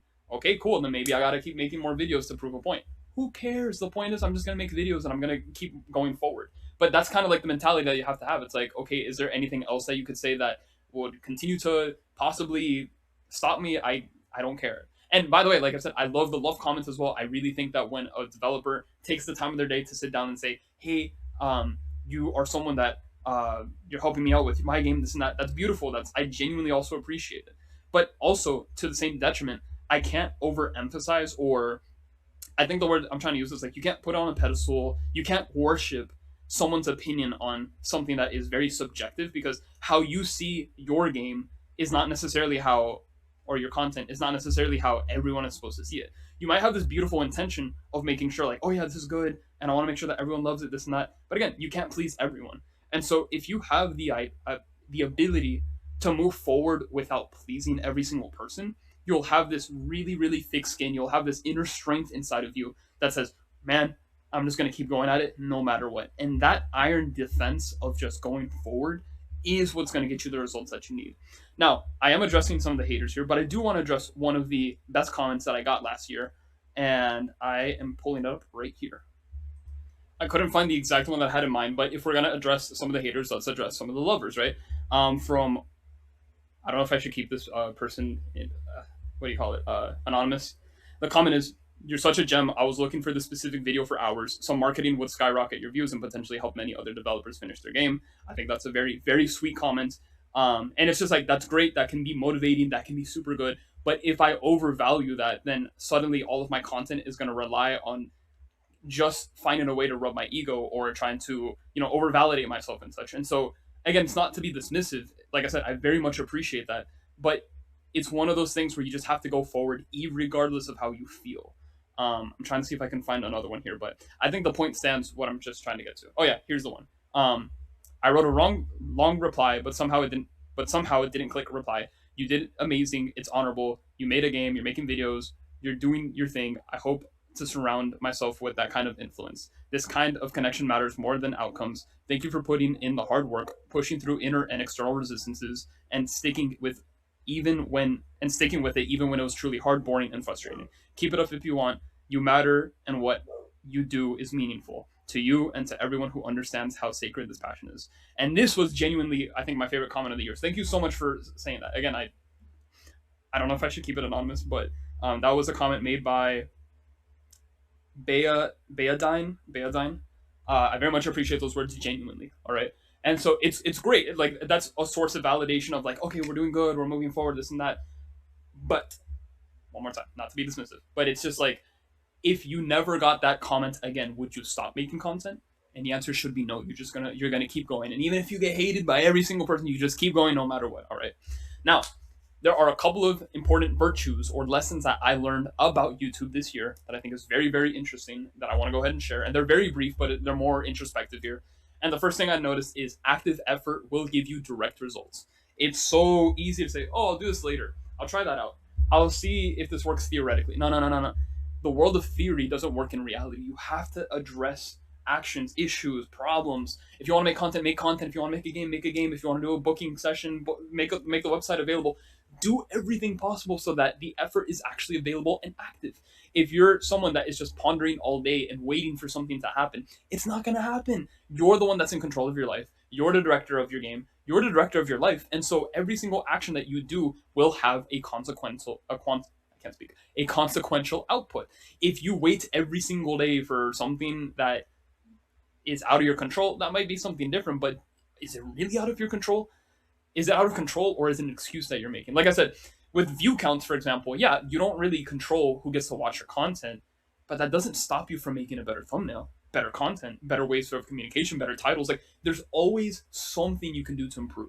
And so the more you're proactively making an effort to improve something, the more results you're going to get. The second one is, just because you have a bigger voice doesn't make you better. Like I said, I might have a couple of subscribers. I might have some subscribers. Thank you guys so much. But that doesn't necessarily mean I'm right 24/7. I might make a mistake. I might say some wrong things. And actually, controversially, there's a handful of videos that I made that I purposely did not launch because I knew deep down I didn't agree with the message. So something like,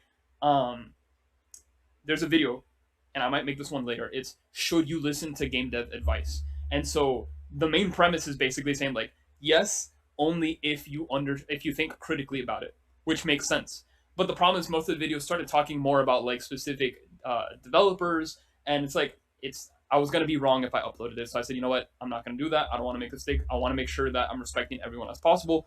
And you can't let a number inflate your ego. You can't let a number change who you are as a person. Just because you have a bigger microphone doesn't make you right. I can still be wrong, and I can still learn. I'm not perfect, and that's something that I want to keep on doing. But also, this goes back to you, the viewer right now.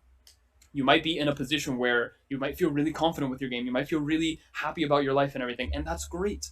But always reflect, always pay attention to what works, what doesn't, and just try to be as objective as possible so that you can, avoid mistakes going forward. All right. Distractions will halt your life. I talk about this all the time, but I think in the last year alone, I experienced so many possible distractions that I had to halt. I have experienced some distractions that I'm still currently at. There's things that I have to readdress. There's things that I have to fix. There's schedules that I have to work on. I completely understand that I got off track every now and then, and it's okay because I can get back to being on track, which is very important. But I do want to make it abundantly clear that there are more distractions in life than you think, than the ones that you think you can avoid. Like I said, doom scrolling is something you want to watch out for. And on paper, you're like, oh yeah, I can just stop doom scrolling. Okay, but let's take that away. what other things are halting your progress.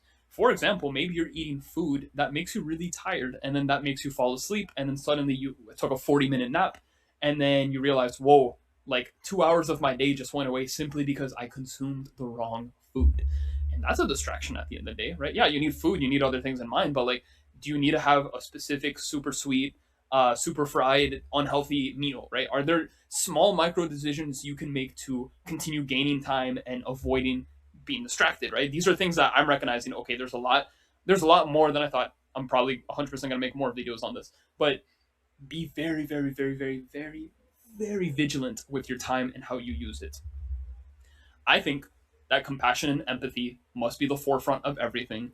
And you probably heard about what's called the status game, which is basically like, oh, if excuse me, like you're popular, you have like a lot of subscribers or followers, whatever. That gives you the ability to be like a jerk and everything. It's like, and there are people that actually talk about this where they're like, yeah, the more famous you are, the more likely you can get away with everything. And I have personally seen and experienced a couple of situations where this was the case with other individuals that I'm not going to list here, but I'm always just going to say, no matter how big the number is, no matter how cool you feel or whatever, you have to put compassion and empathy first. And again, I know there's a lot of apathetic things that I said in this particular video, but that doesn't dismiss the fact that you're human, you're learning, you're trying to do your best. And keep in mind that everyone's intention should be, and is something that you can assume, that everyone's just trying to do their best. Everyone's trying to improve themselves every single day. And even if it's not super active improvement, the fact of the matter is you woke up and the two best gifts you had were the fact that you were able to open your eyes today. And so all of that just basically means keep going, don't worry about it, and just always treat everyone with love and respect. Then I'm also saying that I'm learning that branding pays off in ways that you just can't see. Of all the unique opportunities that I just talked about in that last section, there's a lot of cool things, but I'm pretty sure I missed a couple of other things that I just haven't seen. Like I said, this video is referencing the mark of June 2025, which is cool. But it has been 6 more months after that. What, we're in February, so what, 8 more months after that. So there's been way more cool opportunities that have been happening that I'll probably address in the future here. But 100%, it's like, yeah, your channel gives you a brand, or at least amplify it. You have a brand already. Your channel will amplify your brand in ways that you just don't know. And so, again, do it for the sake that you can convert your games. Do it for the sake of talking about your stuff. Do it for the sake of just leveraging your brand forward, because it is going to pay off in very beautiful ways. This is really funny, but I do think time is fake. I say this because I remember even this week in particular, I remember saying, okay, well, I have to drive to work. That's like an hour and a half. Then I have to drive back. That's another hour and a half. So I'm wasting 3 hours of my day where I could have been making content. I could have been making games. And that's a very hard, well, let me take that back. It's a very interesting situation. And so I'm recognizing that I'm basically losing 3 hours per day. And those 3 hours are just gone. There's nothing I can do about it. It's like, okay, well, I just got to go. Turns out I was actually misassessing the issue. And I realized, yeah, even though it's an hour and a half to drive and come back and do this and do that, I can still indirectly prepare content. I can still record voice notes. I can still kind of like on my way to the drive, record what I want to say, analyze that when I actually get back home, make a quick PowerPoint presentation, and then work on it. This week alone, I was able to record the 3 videos that are ready. There's a 4th one after this, a 5th one, because this is the 4th one. But then with all that being said, it's like, oh, just by doing one little trick, I was able to, again, make more content, get everything ready. And so now I'm like, okay, why did I even say the 3 hours was an issue in the first place? I just need to send more voice notes to myself more often so that I can continue to prepare more presentations. Like, if you are just going to say, oh, 3 hours is a lot. Oh, 3 hours is a time blockade. Oh, I'll do it next week. Oh, I'm tired. Oh, that's too early. Oh, that's too late. No, bro, they're all, time is fake. It's just like you're making too many excuses. You just have to absolutely do everything possible to make sure that you go forward. All right. And so the final question that I'm going to answer here is, was it worth making a channel? And this is subjective. I'm obviously going to say, yeah, of course. I think it was one of the most priceless years of my life so far. I've had bonus income, amazing opportunities. I got to impact the indie scene. I would absolutely do it again. But more importantly, I actually just want to continue improving my goals and continue to help as many people as possible. All right. So I'm going to end the video with a couple of statements here. And I'm normally one that doesn't talk about the future. In fact, I think that's kind of like a bad omen or something that you shouldn't even do. But I do want to be a little bit more consistent here. And I absolutely already read a goal that just didn't happen. Whatever. Anyway, first one is, this year, what are we doing for 2026? Yeah, let's hit 7,000 subs. I think that'd be pretty cool. I want to launch my next commercial game. I said within 90 days, and I pushed it to 120. Let's be real. I gotta address that right now. I gotta fix that. But no excuses. I want to make my next commercial game. I want to increase the channel's income and revenue. That's a very specific number that I put. More on that later. But the whole point is like, yeah, I want to continue making sure that there's a viable path to leverage the channel's ability to grow. And by the way, if I learn how to do that, then yeah, I can teach you guys how to improve your ad revenue, your conversions, all of the services and such. But like I said, if there's anything that you learned in this video, it's how to continue growing your channel so that you can use it as a conversion machine for other things, specifically for monetary values. And so my goal is simply, what can I do to continue increasing the monetary value so that it can become a side business, something profitable, more stable, and allows life to get easier, in the sense that, you know, like we rely a lot on financial needs and dependencies. So this is something that I think is a really cool endeavor to go for. I want to upload my entire backlog. There's a lot of videos that I put here, and I have a big backlog that I should actually work on. I want to get my roadmap course out so that I can replace my consultation calls. That's something I'm currently working on, so that seems like that is accurate. I want to continue helping more indie developers launch their games, which we have been doing, and I'm very happy about that. I want to continue giving speeches, specifically at an industry level. I don't think I'm going to go to GDC in 2026, but I do want to get prepared for 27. So if there's anyone in the audience that can help me get to GDC again, let me know.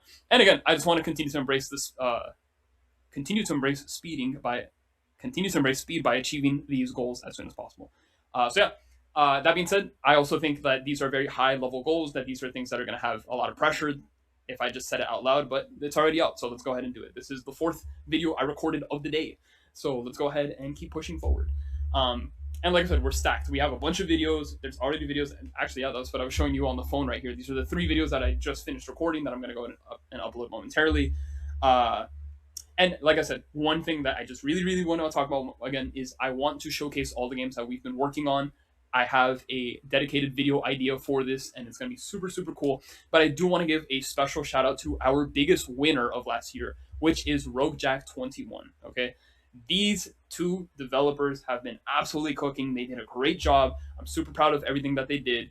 They were able to convert a lot of their wish lists. They were able to make their game relatively quickly. They were able to follow a lot of pieces of advice. I can't take every single credit about every single thing that they did, because they're the developers, they're the directors, they're the ones that ended up making all the decisions. But I very much am super happy for the fact that we were able to have multiple calls, multiple talks, multiple sessions to get them to the point where they were able to get to.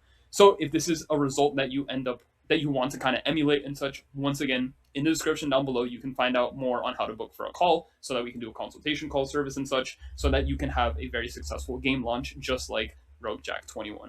So that being said, I really hope you enjoyed this video. I know this is a very different type of video. This is me being as transparent and as honest as possible. So thank you for allowing me to yap about this. And that being said, let's go ahead and fast forward your game.